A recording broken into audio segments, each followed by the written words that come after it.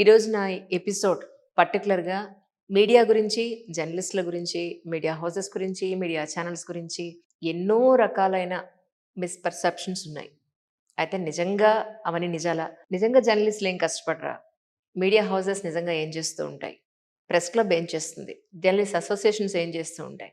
ఇలాంటి ఇంపార్టెంట్ విషయాలు ఈరోజు డిస్కస్ చేసుకోబోతున్నాం. ఈరోజు మనతో పాటు ఉన్నారు రవికాంత్ రెడ్డి గారు. హిందూ పొలిటికల్ ఎడిటర్‌గా వర్క్ చేస్తూ ఉన్నారు. ప్రస్తుతానికి ప్రెస్ క్లబ్‌కి జనరల్ సెక్రటరీగా పనిచేస్తున్నారు. అలాగే వేణుగోపాల్ గారు ప్రెస్ క్లబ్‌కి ప్రెసిడెంట్‌గా వర్క్ చేస్తూ ఉన్నారు. ముందైతే వారికి వెల్కమ్ చెప్పేద్దాం. రవికాంత్ రెడ్డి గారు నమస్కారం అండి. వేణుగోపాల్ గారు నమస్కారం అండి. వేణుగోపాల్ గారు, అంటే ప్రెస్ క్లబ్‌లో ఎగ్జాక్ట్‌గా ఏం జరుగుతుంది అని అంటే ఏం చెప్తారు? ప్రెస్ క్లబ్ అనేది ప్రజాస్వామ్య వేదిక అని చెప్పాలి. ఎవరికి ఎలాంటి కష్టం వచ్చినా ఇక్కడికి వచ్చి వాళ్ళు ప్రెస్ మీట్లు పెడతారు. జర్నలిస్టులు మామూలుగా ఉంటారు. ఆ జర్నలిస్టులు వివిధ పేపర్ల నుంచి, ఛానల్స్ నుంచి మొత్తం చాలామంది జర్నలిస్టులు వస్తారు. ఇక్కడికి వస్తే వాళ్ళ కష్టం తీరుతుంది అనే ఒక వేదికగా పగలంతా ఉంటుంది. ఈవినింగ్ అయ్యేసరికి ఏంటంటే జర్నలిస్టులు అందరూ వివిధ వృత్తుల్లో బిజీగా ఉంటారు. చాలా క్లమ్జీగా ఉంటారు, చాలా ఇబ్బందిగా ఉంటారు. ఎక్కడెక్కడో తిరుగుతారు, ఎండనక వాననక తిరుగుతూ ఉంటారు. కరెక్ట్. తిరుగుతున్న జర్నలిస్టులు సాయంత్రం ఇక్కడికి వచ్చేసరికి రిక్రియేషన్ కొద్దిగా రిలాక్స్ అవుతారనమాట. ఎందుకంటే ఇప్పుడు నలుగురు ఐదుగురు కలిసి మాట్లాడుకునేటప్పుడు ఉండే రిలాక్సేషన్ ఇంకెక్కడ ఉండదన్నమాట. కరెక్ట్. ఆ రిలాక్సేషన్ ఇక్కడికి వస్తారు, చక్కగా ఈవినింగ్ కూర్చుంటారు, స్నాక్స్ గట్రా తింటుంటారు, అన్ని ఏర్పాట్లు ఇక్కడ ఉంటాయి. మంచి డిస్కషన్, ఈరోజు ఏం జరిగింది, రేపేం జరుగుతుంది, గతంలోనే ఏం జరిగింది, ఇవన్నీ రకరకాల డిస్కషన్స్. జూనియర్లు ఉంటారు, సీనియర్లు ఉంటారు. ఈ సీనియర్ జూనియర్ల కాంబినేషన్లో ఈ ప్రెస్ క్లబ్ అనేది ఏంటంటే ఒక భవిష్యత్ తరానికి ఎట్లా దీన్ని లెగసీని ఎట్లా జర్నలిజం అనే లెగసీని ఎట్లా కంటిన్యూ చేయాలనేది ఈవినింగ్ కార్యక్రమం జరుగుతుంటుంది. రైట్. కానీ అంటే అన్ఫార్చునేట్లీ ఇది ఒక 20 ఏళ్ల క్రితం ఉన్న జర్నలిస్టులకి, జర్నలిజంకి, ఛానల్స్కి ఉన్న వాల్యూ ఈరోజు చాలా వరకు తగ్గిపోయిందనే చెప్పాలి. సో దానికి కారణం రవికాంత్ రెడ్డి గారు, అంటే కారణం ఎగ్జాక్ట్ అంటే మనలో ఉందా, వ్యవస్థలో ఉందా, లేకపోతే వ్యవస్థ సరిగా లేకపోయినా మనుషులు మనం సరిగా దాన్ని పట్టించుకోలేకపోయామా, ఎక్కడుందంటారు సార్? 20 years బ్యాక్ ఇప్పటికి మీరు అన్నారు కదా, ఆ డిఫరెన్స్ చూస్తే what I could see as senior journalist ఏంటంటే ప్రొఫెషనలిజం బాగా తగ్గింది మేడం. ఒకప్పుడు జర్నలిజంలోకి వచ్చేవాళ్ళు చాలా కమిటెడ్గా వచ్చేవాళ్ళు, అంటే మేము జర్నలిజంలోనే రావాలి అని ఆ కమిట్మెంట్తో వచ్చేవాళ్ళు. ఇప్పుడు వస్తున్న జర్నలిస్ట్ అంటే దీన్ని ఇంకొక ఉద్యోగంగానే చూస్తున్నారు. ప్లస్ చాలామంది 20 years బ్యాక్ వరకు వచ్చే ఆర్ మేబీ 15 years బ్యాక్ వరకు వచ్చే జర్నలిస్టులు అందరూ కూడా ఈ ప్రొఫెషన్లో కంటిన్యూ కావాలి మనం ఎట్లా, ఎందుకంటే మన ఆ కమిట్మెంట్తో వస్తున్నారు కాబట్టి. ఇప్పుడు వస్తున్న యంగ్ జనరేషన్ వాళ్ళు ఏంటంటే దీని ఇంకో ఉద్యోగంగా చూస్తున్నారు. దీనికంటే మంచిగా ఇంకో 10,000 ఎక్కువ ఇస్తే అక్కడికి వెళ్ళిపోతున్నారు. అది పిఆర్ కానీ, అడ్వర్టైజింగ్ కానీ, ఇంకా ఈ మధ్యన కొత్తగా వస్తున్న ఎమర్జింగ్ టెక్నాలజీ ఏరియాస్లో రిలేటెడ్ టు జర్నలిజం అక్కడికి వెళ్ళిపోతున్నారు. సో ఐ థింక్ ఈ ప్రొఫెషన్ మీద ఆ ప్రేమ కానీ, ఆ కమిట్మెంట్ లేకుండా ఉంటే ఆబ్వియస్గా మీరు అన్నట్టు స్టాండర్డ్స్ డెఫినెట్గా తగ్గుతాయి. దానికి తోడు నా ఉద్దేశంలో ఏంటంటే జర్నలిస్ట్ షుడ్ బి ట్రైన్డ్ అండి. ట్రైన్ ప్రాపర్గా ఒక యూనివర్సిటీ నుంచి ఒక డిగ్రీయో లేకపోతే ఏదైనా జర్నలిజం స్కూల్ నుంచి ఒక 1 year కోర్స్ కానీ చేస్తే వాళ్ళు ఫైన్ ట్యూన్ చేస్తారు. ఇంకా మనకు జర్నలిజంలో ఇప్పుడు నేను ఉస్మానియా యూనివర్సిటీ నుంచి జర్నలిజం చేశాను, masters in communication and journalism. అసలు మాకు ఫస్ట్ లెసన్ వారు నేర్పించేది ఏంటంటే మీరు ఏం రాయకూడదో నేర్పిస్తారు వాళ్ళు. పర్ఫెక్ట్. ఏం చెప్పకూడదు అది చెప్తారు ఫస్ట్. ఒక జర్నలిస్ట్గా నువ్వు అన్నీ చెప్పాలని, ఒక జర్నలిస్ట్గా చాలామంది ఏమనుకుంటారు అంటే మనం ఏమన్నా చెప్పొచ్చు, that's no right of a journalist అంటే ఏదన్నా మాట్లాడొచ్చు, ఎలా మాట్లాడవచ్చు, అది యాక్సెప్టబుల్ అనుకుంటారు. బట్ మనకు ఒక trained journalist, professional journalist first నేర్పించేది ఏంటంటే మీరు ఏం మాట్లాడొద్దు, ఎట్లా రాయొద్దు. ఇంకొక ఎదురుగా కూర్చొని ఒక పొలిటీషియన్ ఒక బూతులు తిడతాడు మిమ్మల్ని, మీరు బూతులు రాయొద్దు అసలు. దాన్ని చాలా కట్ డౌన్ చేసి దాన్ని essence of what he wants to convey అనేది మీరు కన్వే చేయాలి, కానీ ఉన్నట్టుగా ఆయన చెప్పిందల్లా మీరు రాసే జర్నలిజం కాదు. So I think that is where that gap is missing అండి. చాలామంది ఇప్పుడు వస్తున్న కొత్త తరం జర్నలిస్టులకి ఏంటంటే ఇది మా రైట్ అనుకుంటున్నారు, కానీ రైట్తో పాటు వచ్చే రెస్పాన్సిబిలిటీ ఒకటి ఉంటుంది.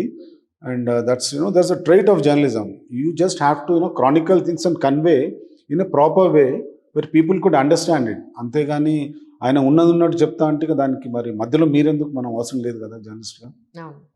Standards following one reason I could think is lack of proper training, and I strongly feel that all the organizations should ensure that journalism degree ఉన్న వాళ్ళని మీరు చేర్చుకోవాలి.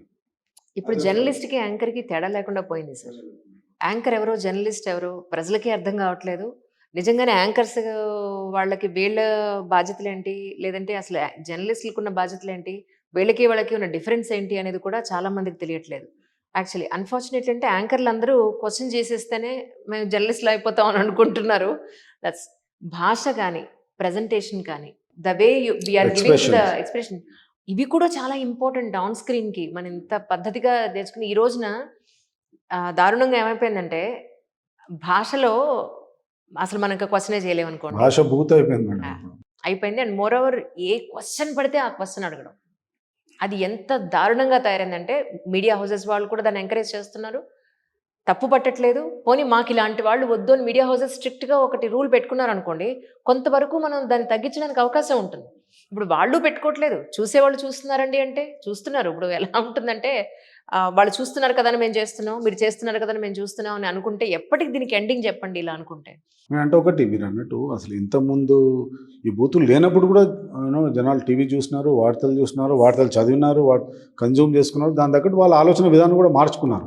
సో కేవలం తిట్టడం ద్వారా, అగ్రెషన్ ద్వారానే మనం వార్తలు చెప్పగలుగుతాము, ప్రజలకు చేరువగలుగుతాం అనేది అది అబ్సల్యూట్లీ రబిష్ అండి. అది ఎందుకంటే మీరు ఇప్పటికి కూడా నిజంగా చూస్తే మీకు క్రెడిబుల్ ఉన్న న్యూస్ పేపర్, ఇప్పుడు ఎంతమంది అవి చూసినా కూడా అసలు క్రెడిబుల్ ఉన్న న్యూస్ పేపర్స్కే జనాలు పొద్దున్న ఎంత చూసినా కూడా మళ్ళీ పొద్దున్న లేచి న్యూస్ పేపర్ చదువుతాము, లేకపోతే వాళ్ళకు ఇష్టమైన ఛానల్ వీళ్ళు ఏం చెప్తున్నారని చూడడం జరుగుతుంది. సో జనాలు ఇంకా క్రెడిబుల్ న్యూస్కు కానీ ఇంకా అథెంటికేషన్ న్యూస్కి ఇంకా అలవాటు పడి ఉన్నారు. సో మామూలుగా దీని ఒక ఎంటర్టైన్మెంట్ వాల్యూ లాగానే చూస్తారు, ఈ అగ్రెషన్, బూతులు తిట్టడం ఇది అనేది. కానీ I don't think people will take them very seriously now. And ఇప్పుడు ఇంకా తిట్టినా కొద్దిగా డైల్యూట్ అయిపోతుంది మేడం అది. So that's an interesting aspect one has to notice. ఒక 5 years బ్యాక్ ఉన్న బూతులు తిట్టడం ద్వారా ఎవరైనా ఫేమస్ అవుదాం అనుకున్నారు, ఇప్పుడు కాలేరు అంత. ఇప్పుడు ఎందుకంటే దట్ మార్కెట్ ఈజ్ హ్యూజ్. ఇంతకుముందు ఒకళ్ళు చెప్తే వినేవాళ్ళు, ఇప్పుడు 100 మంది చెప్పే వాళ్ళు ఉన్నారు. It's all diluted. ఎలా అయిపోయిందంటే సార్, మీరు నమ్మరు, గట్టిగా అరిచి అవతల గెస్ట్ మీద గట్టిగా అరిచి ఇక్కడ ఒక లోకల్ లాంగ్వేజ్లో మనం మాట్లాడేస్తే, ఎస్పెషలీ ఈ సెపరేషన్ వచ్చిన తర్వాత మనం ఇక్కడ లోకల్ మనుషులో చెప్పుకోవాలి, అందరూ అనుకోవాలన్న పాయింట్లో అవతల వాళ్ళని బాధ పెట్టే విధంగానో, అబ్బా ఇది ఏమన్నా అడిగడరా బాబు స్ట్రైట్గా అని ప్రజలు అనుకునేలాగా వీళ్ళు ఒక ప్రోగ్రామ్ అంతా ముందే ప్రీ ప్లాన్ ఉంటుంది. ఆ విషయం ప్రజలకు తెలియదు. ఈ తిట్టుకోవడాలు, ఈ బూతులు మాట్లాడుకోవడాలు ఇవన్నీ ముందే ప్రీ ప్లాన్ ఉంటాయి. అలా చేసిన వాళ్ళని వితిన్ కనీసం ఒక 5 నుంచి 10 ఏళ్ళు కూడా ఎక్స్పీరియన్స్ లేని యాంకర్స్కి, జర్నలిస్టులకి, అప్పుడే కెరీర్ స్టార్ట్ చేసిన వాళ్ళకి ఉత్తమ అవార్డులు ఇచ్చేసే వాళ్ళు కూడా ఉన్నారు. అది ఎంత దారుణం అంటే, రీసెంట్గా నేను అడిగా, నన్ను పిలిచిన దాంట్లో లిస్ట్లో చూసి, ఏమండి వీళ్ళు కెరీర్ స్టార్ట్ చేసి 1 year కూడా అవ్వలేదు, ద బెస్ట్ జర్నలిస్ట్ని ఎలా చెప్తారు మీరు, ద బెస్ట్ యాంకర్ని ఎలా చెప్తారు మీరు? ఇలాంటి వాళ్ళు పక్కన 22 ఏళ్ల నుంచి మేము ఈ ఫీల్డ్లో ఉంటూ మమ్మల్ని కూడా ఇందులో కలిపేయడం బాధగానే ఉందండి అని అన్నాను. ఇలాగే అన్నాను నేను. అంటే గట్టిగా అరిచేసి బూతులు మాట్లాడేస్తే మీకు జర్నలిస్ట్గా కనపడుతున్నారా? అది ఎంతవరకు కరెక్ట్ అసలు సార్? నిజంగా ఈ ట్రైనింగ్ అంతా మనకి ప్రెస్ క్లబ్లోనో లేకపోతే జర్నలిస్ట్ అసోసియేషన్స్లోనే జరుగుతోందా? ఇదే విషయమై ప్రతి ఆర్గనైజేషన్ కూడా ఒక జర్నలిజం స్కూల్ ఒకటి పెట్టాలి. జర్నలిజం కోర్స్ చేయడం ఒక ఎత్తు అయితే, జర్నలిజం కోర్స్ కూడా పెట్టాలి. ఇప్పుడు ఈనాడు జర్నలిజం ఉన్నది, హిందూ కూడా ఏషియన్ జర్నలిస్ట్ యూనియన్, మేము అక్కడే చేశాను సార్, అది ఫిల్మ్ సిటీలో. డెఫినెట్గా ఏం అక్షరం రాయాలి, ఒకవేళ అవతల వాడు బాధ కలిగి ఏదైనా చెడ్డ మాటలాడినా కూడా ఆగ్రహం వ్యక్తం చేశారు, తర్వాత అనమాట ఆవేదన వెళ్ళగక్కారు, తర్వాత అనమాట అసభ్యకర పదజాలం వాడారు, అభ్యంతరకరంగా మాట్లాడారు, ఇలాంటి పదాలతోని మీడియా వరకు మేము రాస్తాం. జర్నలిస్టులు ప్రింట్ మీడియాలో పనిచేస్తారు. యూట్యూబర్స్ అక్కడ బీప్ సౌండ్ పెట్టేయవచ్చు, కానీ ఇవేం పెట్టకుండా డైరెక్ట్గా వదిలేస్తున్నారు అన్నమాట. అందు గురించి ఏంటంటే ప్రతి దగ్గర ట్రైనింగ్ ఉండాలి. దానికి ప్రెస్ అకాడమీ కూడా గతంలో ట్రైనింగ్ ఇచ్చింది, ఇప్పుడు మళ్ళీ ప్లాన్ చేస్తుంది. ప్రెస్ అకాడమీ కూడా ఉంది కదా, Telangana press academy, media academy, వాళ్ళు కూడా ట్రైన్ చేస్తున్నారు. అలాగే ప్రెస్ క్లబ్లో కూడా మేము రాజ్దీప్ సర్దేశాయ్ లాంటి వాళ్ళు, ఇలాంటి సీనియర్ జర్నలిస్టులతో మేము మీటింగ్లు కూడా పెడతాం. ఒక్కోసారి మీటింగ్లు పెట్టి ఎట్లా జర్నలిజం ఎట్లా ఉంటుంది, జర్నలిజం పోకళ్ళు ఎలా ఉండాలి అనేది.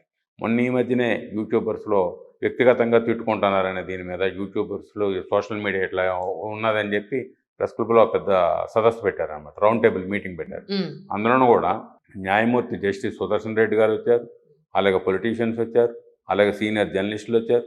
వీళ్ళందరితో ఒక మీటింగ్ పెట్టి ఆ మీటింగ్లో అనమాట యూట్యూబర్ సోషల్ మీడియా ఎట్లా దీన్ని ఆ నియంత్రణ ఎట్లా పాటించాలి, ఈ జర్నలిజంలో ఇష్టానుసారంగా మాట్లాడకుండా సమస్యని ప్రజల వద్దకు తీసుకెళ్ళడం ఎలా, దీనికి హుందాగా తీసుకెళ్ళలేరా, ఇవన్నీ విషయాల మీద చాలాసేపు డిస్కషన్ అయింది మేడం.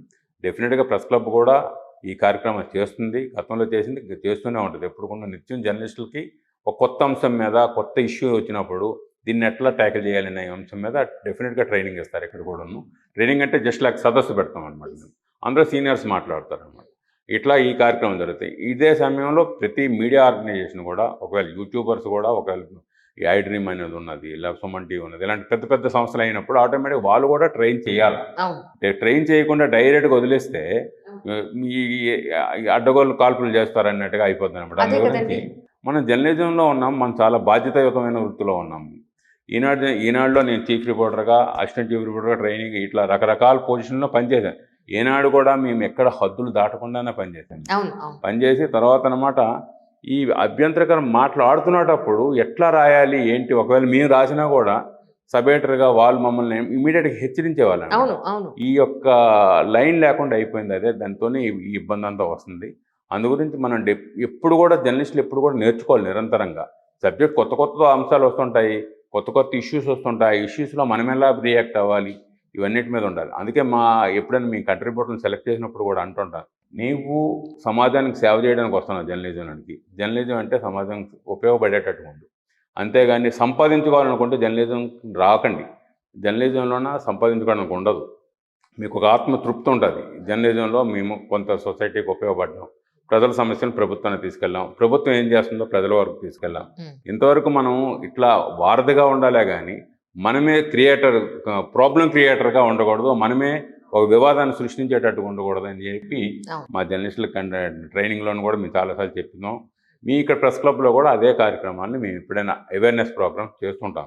ఈ క్వాలిటీ కంట్రోల్ సార్, ఇప్పుడు ఛానల్ యాజమాన్యం పట్టించుకోవాలి. అక్కడ పట్టించుకోని పక్షంలో నిజంగా ప్రెస్ క్లబ్ వరకు మీ వరకు వచ్చినా కూడా క్వశ్చన్ చేయగలుగుతుందా ప్రెస్ క్లబ్ అంటే ఏం చెప్తారు మీరు?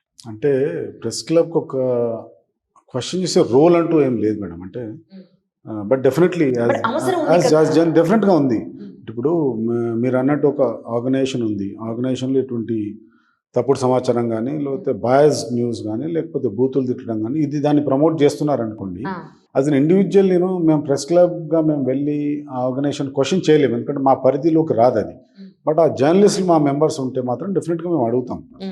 ఇటువంటి ఇన్ఫ్యాక్ట్ మా వన్ ఆఫ్ అవర్ మెంబర్షిప్ క్రైటీరియాలో కూడా ఈ బేసిక్ ఇది ఉంటుంది అనమాట. అంటే ఆయన బిహేవియర్ ఏంటి, సమాజంలో ఆయన ఎట్లా ఉంటాడు, ఇవన్నీ కూడా మేము మెంబర్షిప్ ఇష్టపడి చూస్తాము. సో చాలామందికి మీరు అన్నట్టు కొంతమంది కేవలం బిహేవియర్ కారణంగా కూడా ఈ మధ్యన మేము రిజెక్ట్ చేసినాం. సొసైటీలో వాళ్ళు చేస్తున్న వీడియోస్, వాళ్ళ బిహేవియర్ ఎట్లా ఉంది, ఎంత సత్యదూరంగా మాట్లాడుతున్నారు వీళ్ళు న్యూస్ రిపోర్టింగ్లో కానీ, అంతా చూసి చాలామందికి అందరూ కూడా రిజెక్ట్ చేసినాం మేము. మీకు ఒక చిన్న ఎగ్జాంపుల్ చెప్తాను సార్. నేను ఒక ఛానల్లో పనిచేస్తూ ఉన్నాను. వేరే ఛానల్లో ఒక అంటే నేమ్ సప్రెస్తాం అనుకోండి, ఆ ఛానల్లో వాళ్ళు ఒక టయోటా ఇంజన్లో మీరు 1 లీటర్ పెట్రోల్ బదులు వాటర్ పోస్తే ఒక 5 కిలోమీటర్లు వెళ్ళొచ్చు, దీన్ని కొన్ని మిలియన్స్ పీపుల్ చూసారు. ఎంత రాంగ్ అండి! నీళ్లు పోసిస్తే ఇంజన్ నడిచే బళ్ళు ఉన్నాయా ఎక్కడన్నా? అంటే ఎలాంటి న్యూస్ని వీళ్ళు ఎడిటర్ చూసుంటాడు, లేదా రిపోర్ట్ వెళ్ళి షూట్ చేసేటప్పుడు కెమెరామెన్ చూసుంటాడు. ఆ అమ్మాయి ఎవరైతే అడిగిందో ఆ అమ్మాయికి జ్ఞానం లేదు, టెలికాస్ట్ చేసేవాళ్ళు ఎవరు పట్టించుకోలేదు, ఇది జనాల్లోకి వెళ్ళిపోయింది. దీన్ని ఏమంటాం మనం? ఇంత ఫేక్ న్యూస్ ఎలా మనం జనాల్లోకి తీసుకెళ్తాం? మీకు ఒక చిన్న ఎగ్జాంపులే చెప్పానండి. రీసెంట్గా ఒక ఆయన డాన్స్ మాస్టర్ ఒక ఆయన చనిపోతే, ఆయన చనిపోయిన శ్మశానానికి వెళ్ళి ఆయన తాగే క్వార్టర్ బాటిల్ అక్కడ పెట్టి దానికి ట్రిబ్యూట్ ఇస్తున్నామని ఒక జర్నలిస్ట్ చెప్పడం ఏమిటి? అదే మేడం మీరు అన్నట్టు బెట్టింగ్ యాప్లనే సపోర్ట్ చేస్తాను కొన్ని. అదే కదండి. అంటే మనకి తెలిసి ఇంత పెద్ద మీడియా హౌస్లో వీళ్ళంతా పనిచేస్తున్నప్పుడు మనకి మెంబర్ కాకపోయినా మనం ఎందుకు క్వశ్చన్ చేయకూడదు అనేది నేను అంటున్నాను సార్. ఇది గనక మనం చేయలేకపోతే క్వాలిటీ కంట్రోల్ అది ఎక్కడ మనం చేయగలుగుతాం చెప్పండి? ఏమండి ఇలాంటివి వస్తున్నాయి, ఎందుకు మీరు ఎంకరేజ్ చేస్తున్నారని యాజ్ ఎ ప్రెస్ క్లబ్ నుంచి కానీ జర్నలిస్ట్ అసోసియేషన్స్ నుంచి కానీ మనం క్వశ్చన్ చేయలేమా? అంటే మనకు ఒక వేదిక ఉంది మేడం, తెలంగాణ మీడియా అకాడమీ ఉంది మనకి. It's government sponsored organization and తనకు చైర్మన్ కూడా గవర్నమెంట్ అపాయింట్ చేస్తుంది. సో డెఫినెట్గా తెలంగాణ మీడియా అకాడమీ ఈ పాత్ర కొంచెం పోషిస్తుంది. అంటే జర్నలిస్ట్ రైట్స్ వచ్చే వరకు వాళ్ళు కొట్లాడతారు, వాళ్ళకి ఇంజస్టిస్ జరిగితే అకాడమీ నుంచి. సో యూనియన్స్ ఉన్నాయి మన దగ్గర, తెలంగాణ యూనియన్ వర్కింగ్ జర్నలిస్ట్ దాదాపు 65 ఏళ్ళ కింద నుంచి వాళ్ళు పనిచేస్తున్నారు. ఏపీడబ్ల్యూఏగా ఉండింది, తర్వాత రాష్ట్రాలు విడిపోయినాక అవి కూడా 2గా విడిపోయింది. సో ఇటువంటి ఆర్గనైజేషన్స్ డెఫినెట్గా పనిచేస్తున్నాయి, చాలా మటు క్వశ్చన్ చేస్తున్నారు. బట్ అన్ఫార్చునేట్లీ మీరు అన్నట్టు ఇంతకుముందు కమిట్మెంట్తో వచ్చిన ఎడిటర్స్ కానీ వాళ్ళు ఉన్నంత వరకు వాళ్ళు కంట్రోల్ చేస్తున్నారు. కానీ ఇప్పుడు కొత్తగా వస్తున్న వాళ్ళు కేవలం బిజినెస్ పరంగానే వస్తున్నారు. కేవలం అంటే వాళ్ళ దృష్టి అంతా ఈ మీడియంని యూజ్ చేసి బిజినెస్ పెంచుకోవాలనే దృష్టితోనే వస్తున్నారు. వాళ్ళ ద్వారా ఈ ప్రాబ్లం వస్తుంది. అయితే మీడియా అకాడమీ రోల్ కొద్దిగా దీంట్లో ఉంటుంది మేడం. మీడియా అకాడమీకి చైర్మన్ కానీ ఎవరైనా జర్నలిస్టులు, అఫెండ్ అయిన జర్నలిస్టులు కానీ వ్యూవర్స్ కానీ రిప్రజెంటేషన్ ఇచ్చి ఇంత మిస్లీడ్ చేస్తున్న దాన్ని మీరు ఎట్లా చేస్తుంటే మీడియా అకాడమీ డెఫినెట్గా కొంచెం క్వశ్చన్ చేయొచ్చు. ఐ థింక్ చైర్మన్ గారు కూడా ఆ విషయంలో ఆయన కూడా చాలా సీనియర్ జర్నలిస్ట్ శ్రీనివాస్ రెడ్డి గారు, దాదాపు ఆయన 50 ఏళ్ళు జర్నలిజంలో ఉన్నారు. సో ఆయన అటువంటి వాళ్ళకి ఇస్తే కొంచెం మనకు డెఫినెట్గా ఆయన యాక్షన్ తీసుకోగలుగుతారు, లేకపోతే యాజమాన్యంతో మాట్లాడగలుగుతారు. ఇది కొంచెం జరుగుతూనే ఉంటుంది మేడం ఇది రెగ్యులర్గా.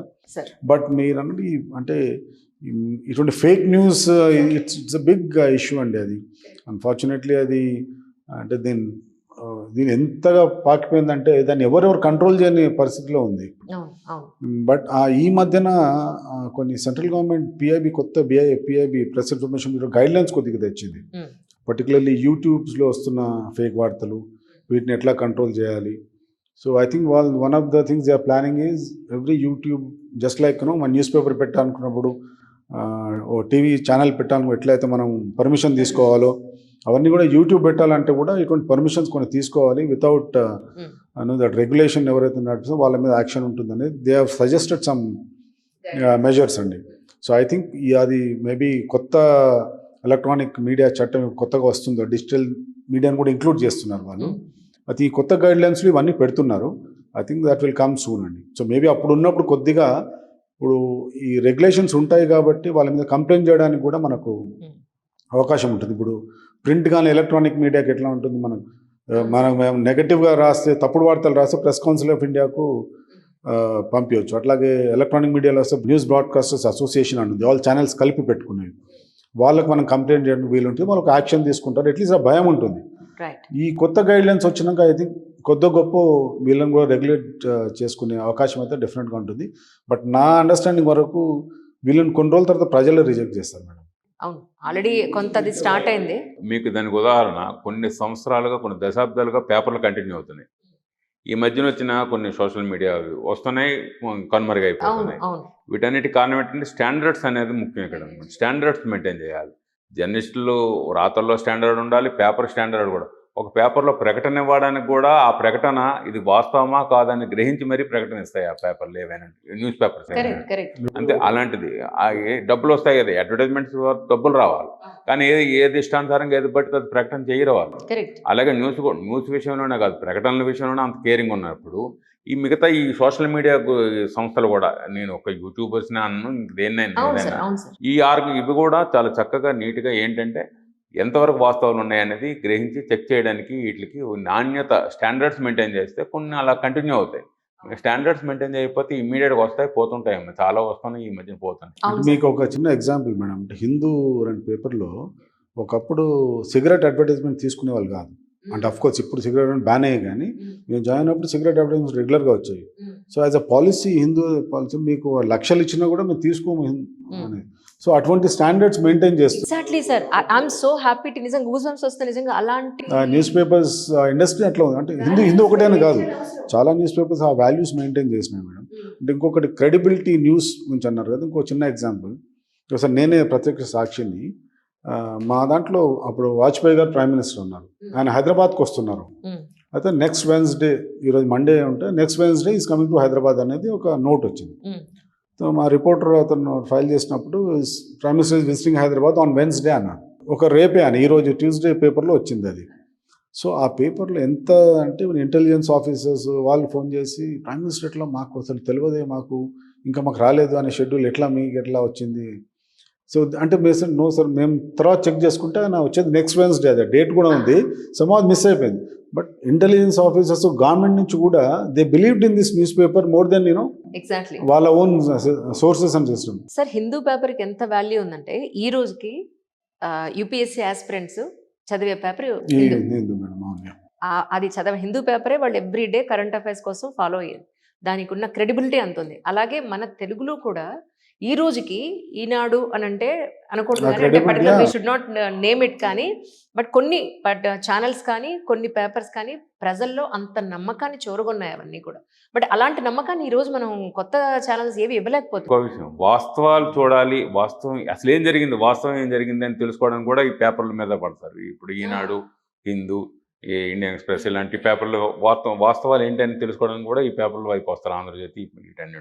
నిజం. అందుగురించి సోషల్ మీడియాలో వస్తున్న ప్రచారాన్ని ఏదైనా ఉన్నదంటే అది వాస్తవమా కాదా అనేది మరుసటి రోజు పేపర్లో చెక్ చేసుకుంటారు. ట్రూ. ఆ యొక్క స్టాండర్డ్స్ అలా మెయింటైన్ చేయాలి ఎవరైనా.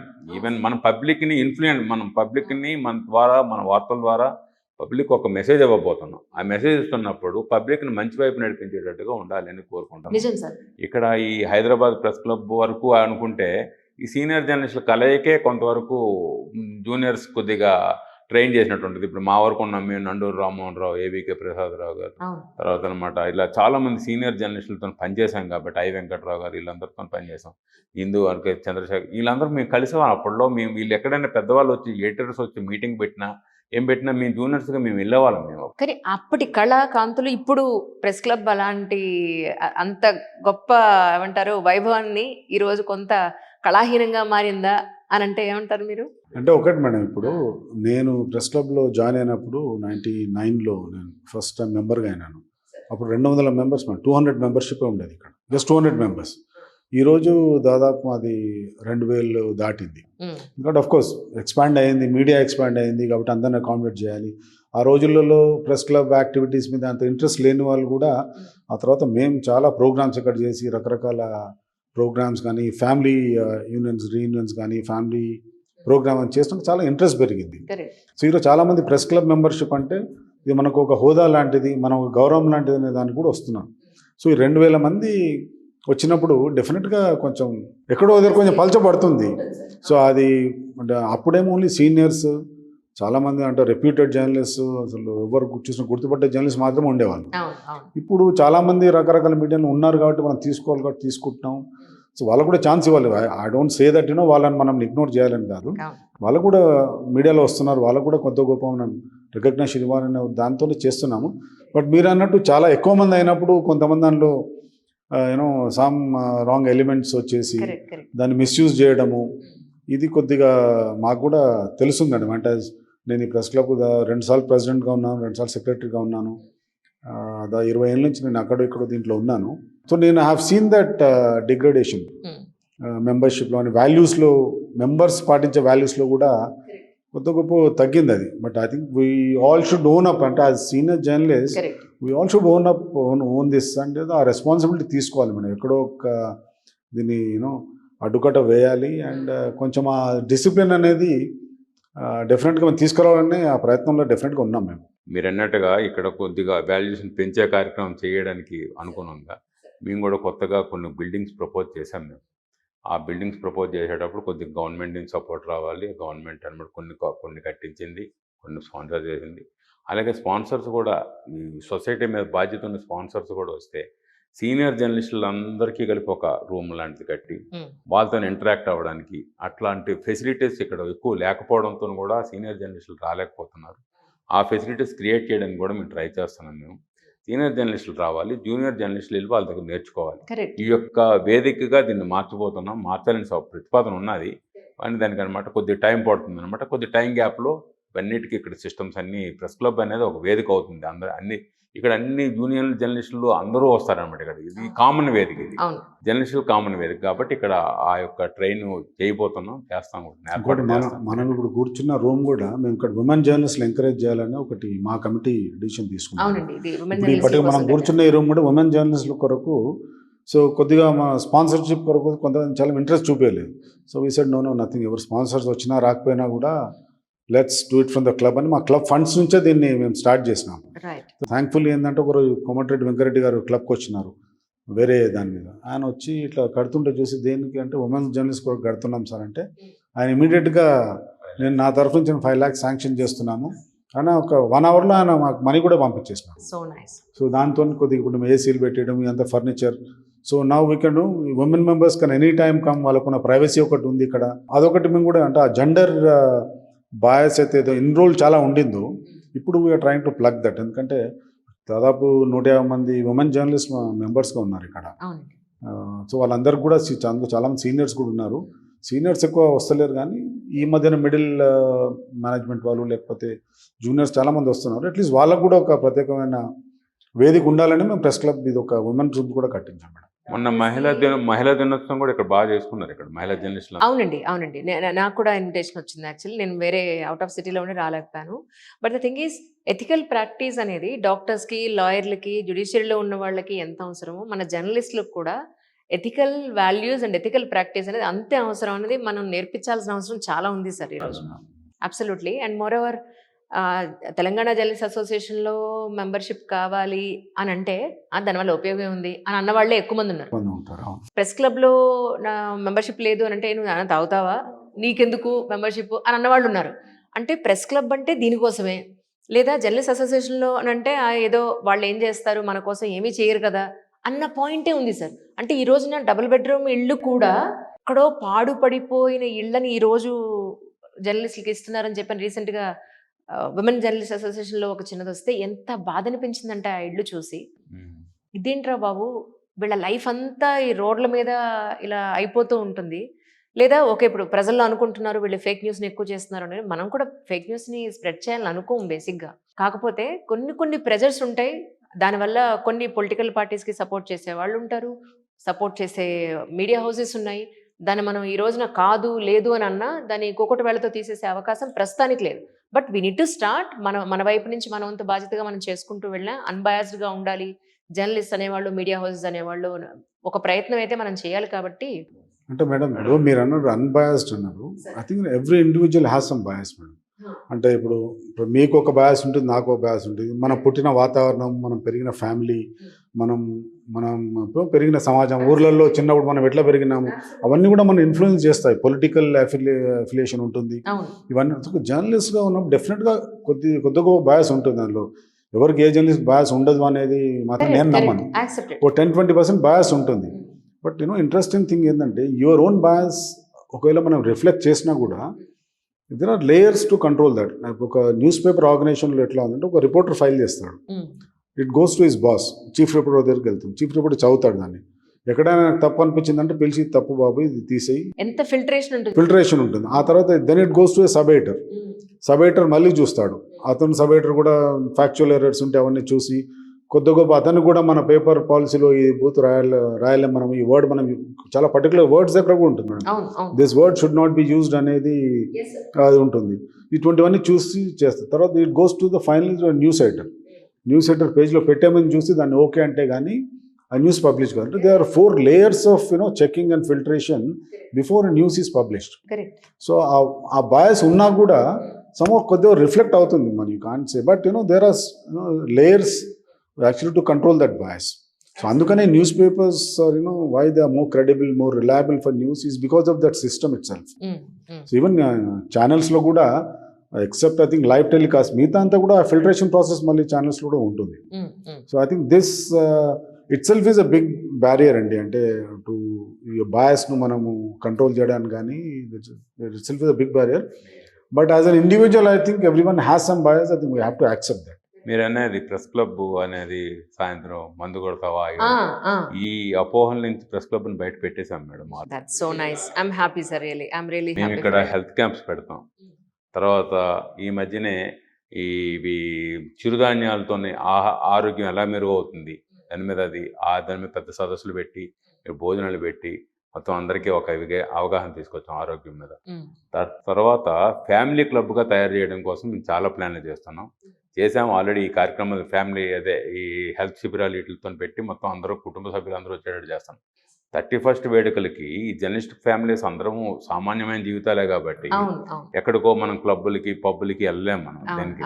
అందుకే హైదరాబాద్ ప్రెస్ క్లబ్లోనే మేమే నిర్వహిస్తాం. ఎవరి ఫ్యామిలీ తీసుకుని వాళ్ళు ఇక్కడికి రావడానికి చాలా నామినల్గా వారి దగ్గర నుంచి, ఎందుకంటే టోకెన్ అమౌంట్గా మేము వసూలు చేస్తుంటాం, అంతేగాని ప్రెస్ క్లబ్లోనే నిర్వహిస్తుంటాం. ఆ రోజు అన్లిమిటెడ్ ఫుడ్, అన్లిమిటెడ్ అన్నీ ఉంటాయి, కానీ ఏ సెక్షన్ ఆ సెక్షన్గా ఉంటాయి సెపరేట్గా. ఈ మధ్యకాలంలో ప్రెస్ క్లబ్ ప్లేస్ సరిపోవట్లేదు అనమాట ఇక్కడ కార్యక్రమాలకి యాక్టివిటీస్కి. అందుకే జలవిహార్కి వెళ్ళాను. జలవిహార్లో 31st వేడుకలు ఈ మధ్యన నిర్వహించాము. అసలు అల్టిమేట్గా నిర్వహించాము అనమాట. అలాగే కార్తీక వన భోజనాలు పెడుతుంటాం మేము అప్పుడప్పుడు. ఈ సంవత్సరం పెట్టలేదు. కార్తీక వన భోజనానికి మేము ఎక్కడికో రిసార్ట్కి తీసుకెళ్తాం. ఒక జర్నలిస్ట్ ఫ్యామిలీ రిసార్ట్కి వెళ్ళాలంటే చాలా వ్యయంతో కూడుకున్నది, వ్యయ ప్రయాసాలతో కూడుకున్నది. కానీ మేము అక్కడ ప్రెస్ క్లబ్ తరపు నుంచి మేము వాళ్ళు స్పాన్సర్ చేసి వాళ్ళని కొద్దిగా అడిగి మాకు కొద్దిగా తక్కువ రేట్లో వచ్చినట్టు చూసుకొని ఇవన్నీ ఈ కార్యక్రమాలను చేస్తున్నాం మేము. ఇంకా అసలు మధ్యాహ్నం కూడా ఇక్కడికి వచ్చి ఫ్యామిలీస్ వచ్చి కూర్చునే తినేటట్టుగా వాతావరణం సృష్టించాలనుకుంటున్నాం. దానికి ఇక్కడ ప్లేస్ లేక ఆగింది. అది కూడా నెక్స్ట్ తరంలో రాకపోతుంది అనమాట. ప్రెస్ క్లబ్లో కానీ జర్నలిస్ట్ అసోసియేషన్లో కానీ ఎలాంటి రిఫార్మ్స్ జరిగినా మాకు చెప్తే డెఫినెట్గా వచ్చి మా వంతు బాధ్యతగా మేము కూడా కవర్ చేస్తామని నా రిక్వెస్ట్ మీ ఇద్దరికి కూడా. ఒకానొకప్పుడు పేపర్లో పనిచేసిన వాళ్ళు తర్వాత శాటిలైట్ ఛానల్లోకి వచ్చారు. శాటిలైట్ ఛానల్లో పనిచేసిన వాళ్ళు ఇప్పుడు యూట్యూబ్లో వర్క్ చేస్తున్నారు. అక్రిడిటేషన్ కార్డ్స్ గురించి కానీ ప్రెస్ క్లబ్లో మెంబర్షిప్ గురించి కానీ మనం చూసినట్టయితే అందరూ అనేది ఏంటంటే ఒకానొకప్పుడు మేము పనిచేసాం కానీ అప్పుడు సోషల్ మీడియా లేదు కాబట్టి ప్రూఫ్ లేదు ఇప్పుడు మేము అక్కడ పనిచేస్తున్నట్టు. అప్పుడు పనిచేసిన వాళ్ళు ఇప్పుడు లేరు, 20 ఏళ్ల క్రితం పనిచేసిన వాళ్ళు ఇప్పుడు లేరు. సో మా ఎక్స్పీరియన్స్ సర్టిఫికేట్స్ దొరకడం కూడా కష్టంగానే ఉంది. అలాంటప్పుడు మేము ఎలా మెంబర్షిప్ కోసం అప్లై చేయాలి? ఈ పాయింట్ ఆఫ్ వ్యూలో మీరు ఏమన్నా ఆలోచించారు? ఎందుకంటే చాలా మంది ఉన్నారు సార్ ఇలాగా. అంటే నేను చెప్తాను మేడం, ఇప్పుడు మా దగ్గర 2016లో మెంబర్షిప్ ఇచ్చినారు లాస్ట్ టైం, 2016-17 టైంలో. అది ఎవరో కొంతమంది రాకపోతే ఎవరో కోర్టుకు పోయినారు, అది ఆగిపోయింది. మొన్న మా కమిటీ వచ్చినాక మేము కోర్టులో మళ్ళీ లాయర్తో మాట్లాడి ఆ విత్డ్రా చేయించి ఆ పాత అప్లికేషన్స్ అన్నీ తీసి మళ్ళీ మన దాదాపు ఒక 300 మంది కొత్త మెంబర్స్కి మేము మెంబర్షిప్ ఇచ్చినాం. సో ఇందులో మీరు అన్నట్టు చాలామంది ఇప్పుడు సోషల్ మీడియాలో యూట్యూబ్ కానీ ఇంకా కొన్ని ఓన్ వెబ్ ఛానల్స్ పెట్టుకొని నడిపిస్తున్న వాళ్ళు ఉన్నారు. సో అటువంటి వాళ్ళకు చాలామంది కొంతమంది సబ్మిట్ చేయలేకపోయినారు. ఇప్పుడు మీ ఇలాంటి వాళ్ళు ఇప్పుడు TV9లో పనిచేస్తున్నారు, ఎన్టీవీలో, అంతమంది ఈనాడులో పనిచేస్తున్నారు. TV9, ఎన్టీవీ, ఈటీవీ, జీ ఇన్ని చోట్ల 22 సంవత్సరాలుగా ఎలక్ట్రానిక్ మీడియాలో ఉంటూ ఎక్స్పీరియన్స్ సర్టిఫికేట్ ఉంటే అప్పుడు ఉన్న వాళ్ళు ఇప్పుడు ఎవరు లేరమ్మా, మాకు ఎలా తెలుస్తుంది మీరు చేశారో లేదు, కనీసం ఒక లింక్ ఉంటే పంపండి. అప్పట్లో యూట్యూబ్ లేదు. అయితే ఒకటి మేడం, అంటే మేము ఏం చేసినామంటే మా ఒక రూల్ ఒకటి అప్పుడు పెట్టుకున్నారు మా సీనియర్స్, పెట్టిందంటే ఒక member any applicant should be supported by ముగ్గురు సైన్ చేయాలి. ఒక ప్రమోటర్గా ఇద్దరు సెకండరీ ప్రమోషన్ అని. సో దట్ ఏంటంటే he's introducing him to the club, that he's a good guy, know him, he worked in అనేది దాని కొరకు అది పెట్టినారు అప్పుడు. అయితే చాలామంది సీనియర్స్ మీరు అన్నట్టు మీలాంటి వాళ్ళు కూడా మరి మేము తీసుకురాకపోయాం ఏం చేయట్లేదు, మేము ఎట్లా అంటే మేము ఏం చేసినాం అంటే మా as president and secretary we have some powers executive అంటే చెప్పి లేదు సీనియర్స్ని అడిగి పనిచేస్తున్నారు కదా వీళ్ళు అందులో ఉన్నారు, మాకు కూడా తెలిసిన చాలామంది ఉంటారు. సో అటువంటి వాళ్ళని మేము ఆ సిగ్నేచర్స్ లేకున్నా కొన్ని ఆ డాక్యుమెంట్స్, సపోర్టివ్ డాక్యుమెంట్స్ లేకపోయినా కూడా మేము మెంబర్షిప్ ఇచ్చినాం. So I don't think seniors వరకు అటువంటి ఆ ఇష్యూ రాదండి. అయితే ఒకటి మేము పిఐబి గైడ్లైన్స్ ప్రకారం కూడా మేము చూసి ఏం చేసినామంటే అసలు ప్రింట్ ఎలక్ట్రానిక్ మీడియా ఎక్స్పీరియన్స్ లేకుండా కేవలం సోషల్ మీడియా ఛానల్స్లోనే మాకు జర్నలిస్ట్గా మేము ఉన్నాము మాకంటే మేము వాళ్ళకి రిజెక్ట్ చేస్తున్నాం. ఎందుకంటే ఏ రకంగా చూసినా కూడా ఇప్పుడు ఆంధ్రప్రదేశ్ మన వర్కింగ్ జర్నలిస్ట్ యాక్ట్ ప్రకారం చూసినా లేక ఇప్పుడు కొత్తగా సెంట్రల్ గవర్నమెంట్ తెస్తున్న బ్రాడ్కాస్టింగ్ డిజిటల్ బ్రాడ్కాస్ట్ మీడియా వాళ్ళ కొత్త యాక్ట్ ఒకటి తెస్తున్నాం. యాక్ట్ ప్రకారం చూసినా కూడా సోషల్ మీడియా వాళ్ళకు డైరెక్ట్గా ఎక్కడ జర్నలిస్ట్గా గుర్తింపు లేదు. సో అందుకని వాళ్ళకు మేము అవన్నీ పెట్టుకుని మేము వాళ్ళకి ఇవ్వలేదు. సో డైరెక్ట్గా మీరు యూట్యూబ్ స్టార్ట్ చేసి లేకపోతే ఇంకేదైనా social media web paper start చేసి మేము జర్నలిస్టులము అంటే అక్కడ జనరల్గా గవర్నమెంట్ కూడా వాళ్ళను గుర్తిస్తలేదు మేడం. ఏ గవర్నమెంట్ రెగ్యులేషన్స్ కూడా గుర్తిస్తలేవు, రూల్స్ రెగ్యులేషన్స్ వాళ్ళు లేరు. So obviously we have to follow that.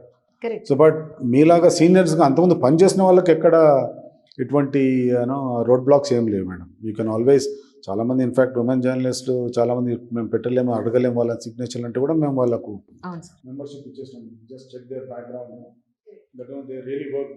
చూసి మేమే కొంతమంది సపోర్ట్ చేసాం కూడా, సంతకాలు కూడా ఈ సీనియర్ జర్నలిస్ట్ వీళ్ళు ఇంకెక్కడ తిరుగుతారు అనుకుంటే మా మెంబర్స్లో నుంచే కొంతమంది మెంబర్స్ దగ్గరికి వెళ్ళండి, అక్కడ సజెస్ట్ చేస్తారు. అట్లా మొత్తానికి సీనియర్స్ని ఒక 10-15 ఏళ్ళు పనిచేసి జర్నలిజంలో, మెయిన్ స్ట్రీమ్ జర్నలిజంలో, satellite channel or print media ఇట్లా పనిచేసి వచ్చిన తర్వాత యూట్యూబ్లో ఉన్నా ఇంకెక్కడ ఉన్నా ఇంకా ఏదో వేరే సొంతంగా వార్తలు రాసుకుంటున్నా వాళ్ళని కన్సిడర్ చేశాను మేడం. కన్సిడర్ చేశాను. అంటే ఇండిపెండెంట్ జర్నలిస్ట్ కూడా మా దగ్గర మెంబర్షిప్ ఉంది మేడం. సో చాలా మంది సీనియర్స్ పనిచేసి రిటైర్ అయిపోయిన వాళ్ళు, అవును, ఇప్పుడు చాలా మంది వాళ్ళు ఓన్ గా ఛానల్ పెట్టుకుని వాళ్ళు చేస్తున్నారు. ఇన్ఫాక్ట్ మేము మా కమిటీ వచ్చిన కొత్త డిసిషన్ ఏం తీసుకున్నామంటే రిటైర్ అయిన జర్నలిస్టులు అందరికీ 50% యాన్యువల్ మెంబర్షిప్లో 50% డిస్కౌంట్ ఇవ్వాలి, రాయితీ ఇవ్వాలని అది కూడా డిసిషన్ తీసుకున్నాం. So that we want senior journalist to come to the club madam. Exactly sir. That's what we learn from. మేము ఇక్కడ జూనియర్స్కి వచ్చినప్పుడు సీనియర్స్ చాలా నేర్చుకున్నాము. సో నౌ యంగ్ జర్నలిస్ట్ చాలా కొంతమంది యంగ్ గ్రూప్ ఉంటారు నేర్చుకోవాలనుకున్న వాళ్ళు. 80% నేర్చుకోవాలనుకుని లేదు. ఎందుకంటే ఒక ఎగ్జాంపుల్ చెప్తాను. మేము ఫేక్ న్యూస్ మీద యుఎస్ కాన్సులేట్తో కలిసి ఒక వర్క్షాప్ పెట్టినాం. అసలు ఫేక్ న్యూస్ ఎట్లా ఐడెంటిఫై చేయాలి, ఫేక్ న్యూస్ ఎందుకు రాయొద్దు అనేది మేము చాలామంది ఇండియాలో ఉన్న టాప్ మీడియా ఎడ్యుకేటర్స్ని పిలిచి యుఎస్ కాన్సులేట్ వాళ్ళే స్పాన్సర్ చేసింది. పెడితే ఒక 50 మంది కూడా రాలేదు. అంటే such a serious program. I think every journalist should attend. మేము అందరికీ పంపించినాము, బట్ ఒక 50 మంది కూడా రాలేదు. సో ఐ థింక్ మీ ఇంతకుముందు చెప్పినట్టు సమ్వేర్ దట్ కమిట్మెంట్ ఎంతూజియాజం లేదు. అంటే they don't see this profession as a profession where ఆ ప్యాషన్ లేదు. They just want this is just like any other job అన్నగలా ఉంటుంది. కానీ సో ఐ థింక్ మీరు అన్నట్టు ఎందుకు జరుగుతుంది, ఈ గ్యాప్ ఎందుకు వస్తుందని మీరు ముందు అడిగినారు కదా, ఈ commitment. I think this is one reason madam. They don't see it as a profession but as any other job. Present మీరు హిందూలో వర్క్ చేస్తున్నారు. అవునండి. ఒకసారి మీ గురించి, మీ జర్నీ గురించి తెలుసుకుందాం అనుకుంటున్నాను సార్. ఎందుకంటే ఎన్నో చోట్ల మీరు పనిచేస్తుంటారు సంస్థల్లో, మీకు ఎంతో ఎక్స్పీరియన్స్ ఉంది. మీ ఎక్స్పీరియన్స్ ద్వారా కొన్ని సిచ్యువేషన్స్ షేర్ చేసుకుంటే అంటే ఎంత ఎథికల్ ప్రాక్టీస్ చేసామనేది నెక్స్ట్ జనరేషన్స్కి వెళ్ళాలనేది నా ఉద్దేశం. మీ ఎక్స్పీరియన్సెస్ గురించి ఒకసారి. నేను did my masters in communication journalism madam from Osmania university arts college. So అప్పుడు మేము చేసినప్పుడు ఆర్ట్స్ కాలేజ్ ఒకటి only one place where journalism course was available. ఆ తర్వాత నేను అప్పుడు ఉన్నప్పుడే నాకు చిన్న ఉద్యోగం వచ్చింది. అప్పుడు జర్నలిజం నైట్ సబ్ ఎడిటర్గా నేను ఉదయంలో పనిచేస్తున్నాను. When I was doing my MCJ itself. Then as soon as I completed, I got into Deccan Chronicle as a reporter. For 2 years I worked there. 97లో హిందూలో జనరల్గా హిందూలో ఎట్లా ఉంటుందంటే మేడం, మీరు ఒక 10 years experience ఉంటే కానీ తీసుకోరు. బట్ మాకు the first time మా యంగ్స్టర్స్తో, అంటే జస్ట్ 2 years into ప్రొఫెషన్, దాంతో వాళ్ళు ఒక ఎక్స్పెరిమెంట్ చేసినారు. We want make Hindu very young అని ఒక కొత్త అది స్టార్ట్ చేయడం. సో అందులో మేమందరం వచ్చిన నలుగురం సెలెక్ట్ అయినాం అప్పుడు. So from 1997 now I'm the political editor. I think this is my 28th year in the Hindu. So చాలామంది 28 years is a big thing అనుకుంటారు కానీ I think but we still have that. అంటే ఒక జర్నలిజంలో మీకు చిన్న అంటే ఈ కమిట్మెంట్ ఎట్లా ఉంటుంది, ఒక మంచి రిపోర్ట్ రాసాం నాకు వచ్చే సాటిస్ఫాక్షన్ ఎట్లా ఉంటుంది, ఒక చిన్న ఎగ్జాంపుల్ చెప్తాను మేడం. డెక్కన్ క్రానికల్లో రిపోర్టర్గా ఉన్నప్పుడు చంద్రబాబు నాయుడు గారు సీఎం, దాన్ని ఈ సర్ప్రైజ్ విజిట్స్ చేసేవారు ఆయన. సార్ గాంధీ హాస్పిటల్కి ఒక సర్ప్రైజ్ విజిట్కి వచ్చారు ఆయన. సో ఒక చిన్న పిల్లవాడు, ముస్లిం బాయ్, అతనికి ఏదో సమ్ ప్రాబ్లం ఉంది, టీత్ అండ్ లిప్. సో అతని ఫాదర్ వచ్చి ఎగ్జాక్ట్లీ అట్ పేరు గుర్తులేదు. దెన్ సీఎం సెడ్ గవర్నమెంట్ అతనికి పూర్తి దాంతో చేస్తుంది అండ్ డాక్టర్ చెప్పి ఇమీడియట్లీ మీరు చేసేయండి. సో మేము ఆ వార్త రాసినాం. సో 1 week తర్వాత నేను మళ్ళీ పోయి చూసినా అసలు నిజంగా జరిగిందా లేదా అని. సో 1 week తర్వాత కూడా అసలు ఏం జరగలేదు. ముఖ్యమంత్రి స్వయంగా ఆదేశాలు ఇచ్చినాక చెప్పినా కూడా అది జరగలేదు. సో నేను మళ్ళీ వచ్చి ఒక స్టోరీ రాసినాను, ముఖ్యమంత్రి ఆదేశాలు ఇచ్చినా కూడా ఏం కాలేదు అని. సో ఆయన ఇమీడియట్గా సీఎం ఆఫీస్ నుంచి మెసేజ్ పోయినట్టుంది, ఎందుకు చేయలేదు అని. ఆ అబ్బాయికి ఇమీడియట్గా ఆపరేషన్ చేసినారు, అయిపోయింది. వాళ్ళ father then I literally forgot about it. Exactly sir, అక్కడ మీరు సొల్యూషన్ దిశగా తీసుకొచ్చారు కదా. అయితే ఆ తర్వాత ఇంట్రెస్టింగ్ ఏంది మేడం, ఐ ఫర్గాట్ ఇట్. ఒక 20 years తర్వాత నేను హిందూలో 20 years తర్వాత ఒక అతను వచ్చినాడు నన్ను కలవాలని. అతను క్రానికల్ పైన అంటే లేదు సార్ ఇప్పుడు హిందూలో పనిచేస్తున్నాను అంటే అతను వచ్చినాడు. వచ్చి ఒక స్వీట్ బాక్స్ పక్కన వస్తే ఎవరు నేను గుర్తుపట్టలేదంటే, సార్ మీరు అట్లా హిందూలో మీరు క్రానికల్లో ఒక స్టోరీ రాసినారు సార్, అప్పుడు he was just 5-6 years boy, ఇప్పుడు 25 years ఉన్నాడు sir. He really got into a job sir now. So I couldn't forget that and ఆ స్వీట్ బాక్స్ తీసుకొని వచ్చినాడు. I mean I felt so emotional. People forget అది కదా sir ఈరోజు story చేస్తున్నారు, వదిలేస్తున్నారు. అది జరిగిందా లేదా, నిజంగా వెనకాలండి ఇంత న్యాయం చూడాల్సిన బాధ్యత మంది కదని ఎవరు తీసుకోవట్లేదు సార్, ఎవరు తీసుకోవట్లేదు. దట్స్ అమేజింగ్ అసలు. I think these kind of small satisfactions which actually drive journalist అండి. దాన్ని రాసిన వాళ్ళు, it was just my job. I did that job. But అతను అట్లా చాలామంది గుర్తుపెట్టుకుంటారు మేడం. నేను నేను ఎడ్యుకేషన్ ప్లస్ అనే సప్లిమెంట్ హ్యాండిల్ చేసేవాడిని హిందూలో. సో యంగ్స్టర్స్ని, కాలేజ్ స్టూడెంట్స్ బాగా ఎంకరేజ్ చేస్తాను, మీరు రాయండి, మీ ఈవెంట్స్ మేము పబ్లిష్ చేస్తామని. సో ఇంజనీరింగ్ స్టూడెంట్స్ చాలామంది యూఎస్ వెళ్ళిపోయినారు. దిస్ వాజ్ 15 years బ్యాక్ అట్లా. సో బట్ ఈవెన్ నా ఎప్పుడైనా వాళ్ళు వస్తే those people whom I encourage seminars ద్వారానో లేకపోతే వాళ్ళ యాక్టివిటీస్ ద్వారానో ఇప్పటికి కూడా ఈమెయిల్లో హైదరాబాద్ వచ్చినప్పుడు వస్తారు, కొంతమంది వచ్చి కలుస్తారు. So I think as a journalist you develop that kind of bond with the society.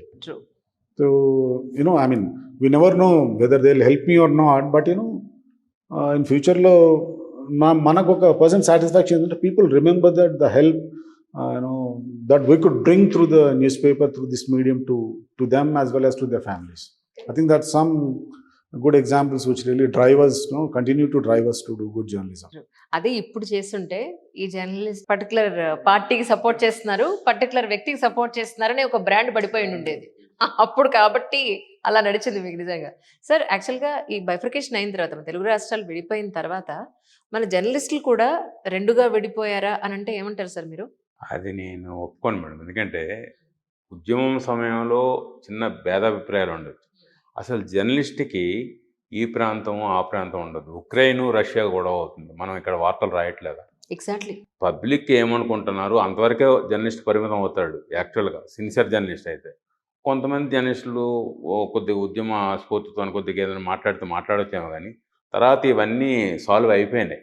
అందుకు బెస్ట్ ఎగ్జాంపుల్ నా ఎన్నికే. ఇక్కడ హైదరాబాద్ ప్రెస్ క్లబ్ అధ్యక్షుడిగా నేను ఎన్నిక అవడమే. నేను ఆంధ్రజ్యోతిలో టెలిప్రింటర్ ఆపరేటర్గా మొదలుపెట్టిన సర్వీస్ నాది. టెలిప్రింటర్ ఆపరేటర్ నండూరి రామ్మోహన్ రావు వాళ్ళందరూ ఉండేవారు. ఆంధ్రజ్యోతి అయిపోయిన తర్వాత జర్నలిజం మీద, ఎందుకంటే జర్నలిస్టులు ఒరిజినల్ జర్నలిస్టులు ఎలా ఉంటారని చెప్పడం కోసం ఉద్య ప్రయత్నం చేస్తాను. అయ్యేసరికి టెలిప్రింటర్ ఆపరేటర్ అయిన తర్వాత అక్కడే నేను డిగ్రీ అయిపోయిన తర్వాత సబ్ ఎడిటర్గా జాయిన్ అయ్యా. తర్వాత రిపోర్టర్ అయ్యాను ఆంధ్రజ్యోతిలో. ఆంధ్రజ్యోతి అన్ఫార్చునేట్ కొద్దిగా ఆగింది.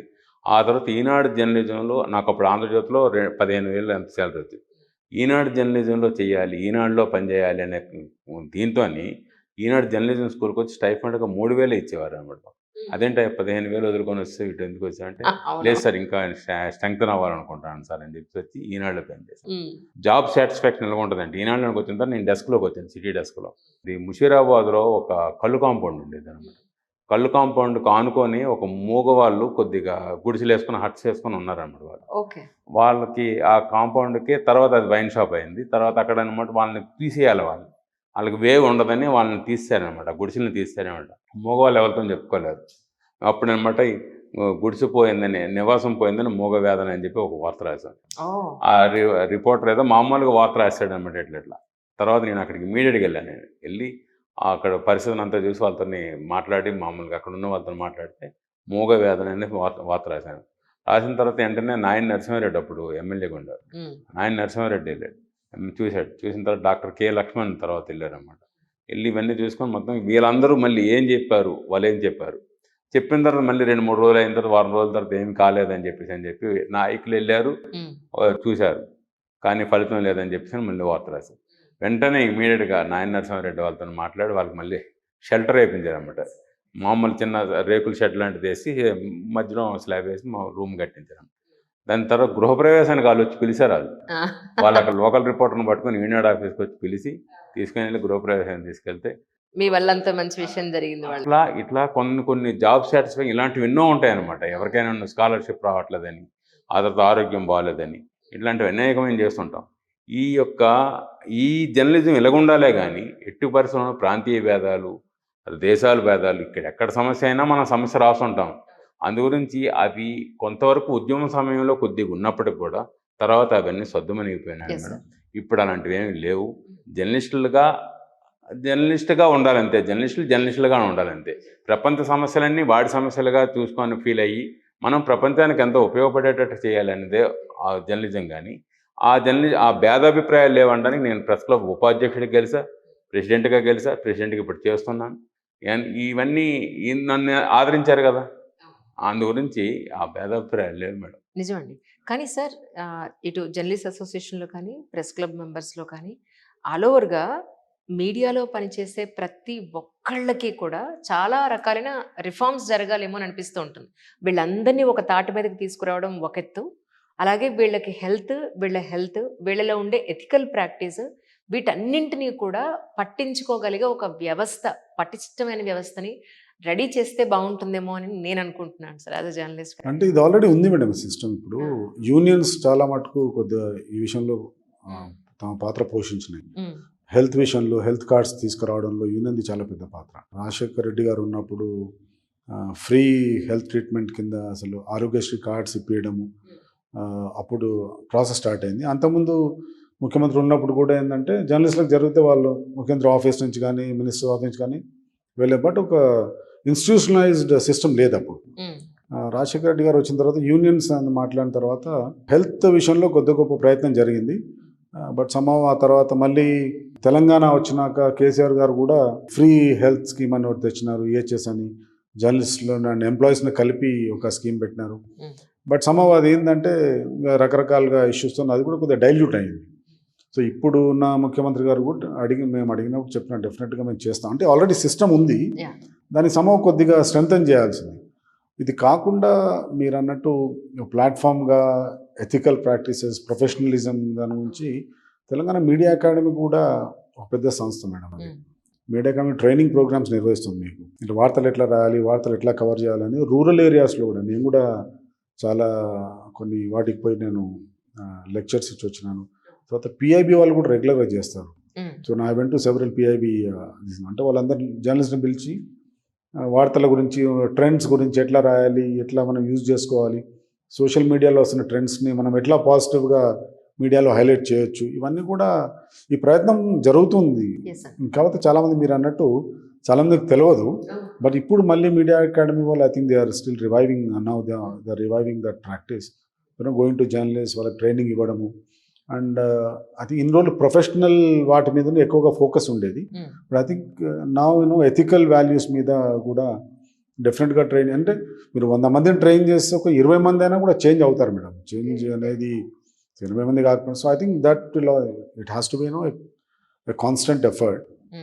ఆల్రెడీ ఉన్న ఈ ప్రెస్ క్లబ్ గురించి మేము చెప్పినాను ఇందాక, అమెరికన్ కాన్సులేట్తోని, బ్రిటిష్ కౌన్సిల్తోని కూడా మేము రెగ్యులర్గా ఇక్కడ మీటింగ్స్ పెడతాం. ట్రెండ్స్ మీడియా ఎట్లా వాటిని మీరు యూజ్ చేసుకోవచ్చు. తర్వాత ఫేక్ న్యూస్ మీద చాలా పెద్దది పెట్టినాం. ఇప్పుడు ఎవరైనా మీ దగ్గరికి ఒక ఫేక్ న్యూస్ పట్టుకొని ఇదిగోండి ఇలా స్ప్రెడ్ చేస్తున్నారు పర్టికులర్ పర్సన్స్ లేదా పర్టికులర్ మీడియా హౌస్ అనేది వస్తే, నిజంగా సొసైటీ పాయింట్ ఆఫ్ వ్యూలో, మన సొసైటీకి ఏదైనా చేయాలన్న పాయింట్ ఆఫ్ వ్యూలో మీరు రెస్పాండ్ అయ్యే అవకాశం ఉందా?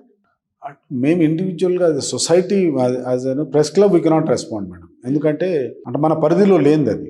బట్ యాజ్ అన్ ఇండివిజువల్ డెఫినెట్గా ఇప్పుడు ఏదో ఒక పెద్ద న్యూస్ పేపర్లో వచ్చింది అనుకోండి, తప్పుడు వాడతా, అట్లీస్ట్ మాకున్న సంబంధాలతో ఫోన్ చేసి ఇది వచ్చింది మీ వాడు ఇట్లా తప్పు రాసినాడు అంటే వాళ్ళు సరిదిద్దుకుంటారు. అటువంటి రెగ్యులర్గా జరుగుతూ ఉంటాయి.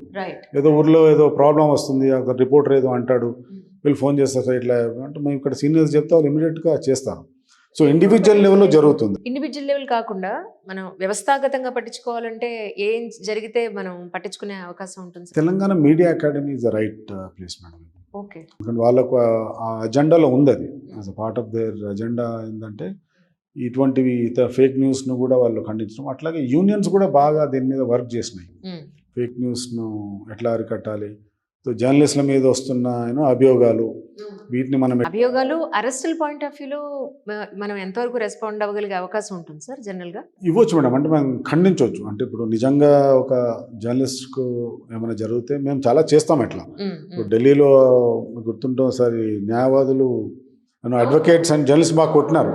కొడితే we held a huge rally and ఇక్కడ సెమినార్ పెట్టి వీ కండెమ్. సో ఈ రెగ్యులర్గా దేశంలో ఎక్కడైనా, మన దగ్గర ఎక్కడైనా కూడా మేము అవి రెగ్యులర్గా అవుతుంటాయి. అది మ్యాటర్ ఆఫ్ ఫ్యాక్ట్ జరుగుతుంటాయి. బట్ నౌ మీరు అన్నట్టు ఇప్పుడు కొద్దిగా చాలా సెన్సిటివ్ అయిపోయింది మేడం. ఇది జర్నలిస్ట్ని అరెస్ట్ చేస్తే మనం ఎట్లా రెస్పాండ్ అవ్వాలి, అసలు ఫస్ట్ ఆఫ్ ఆల్ జర్నలిస్ట్లా కాదా అనే దగ్గరే ఓ పెద్ద ఫిల్ట్రేషన్, ఇది ఒక ఇష్యూ వస్తుంది. ఇప్పుడు యూట్యూబ్లో బూతులు తిట్టే జర్నలిస్టులు ఉన్నారు. అంటే జర్నలిస్టులు అనలేము, యూట్యూబర్స్. బట్ మీలాంటి వాళ్ళు కూడా యూట్యూబ్ని యూజ్ చేసి పాజిటివ్గా చాలా ప్రోగ్రామ్స్ మీరు చేస్తున్నారు. ఇన్ని ఇంటర్వ్యూస్ చేస్తారు ఇంతమంది. మేము ఎక్కడ మీ దగ్గర మీ దాంట్లో బూతున్నాం అయినా కూడా you still people recognize you, మీ ప్రోగ్రామ్స్ చూస్తారు.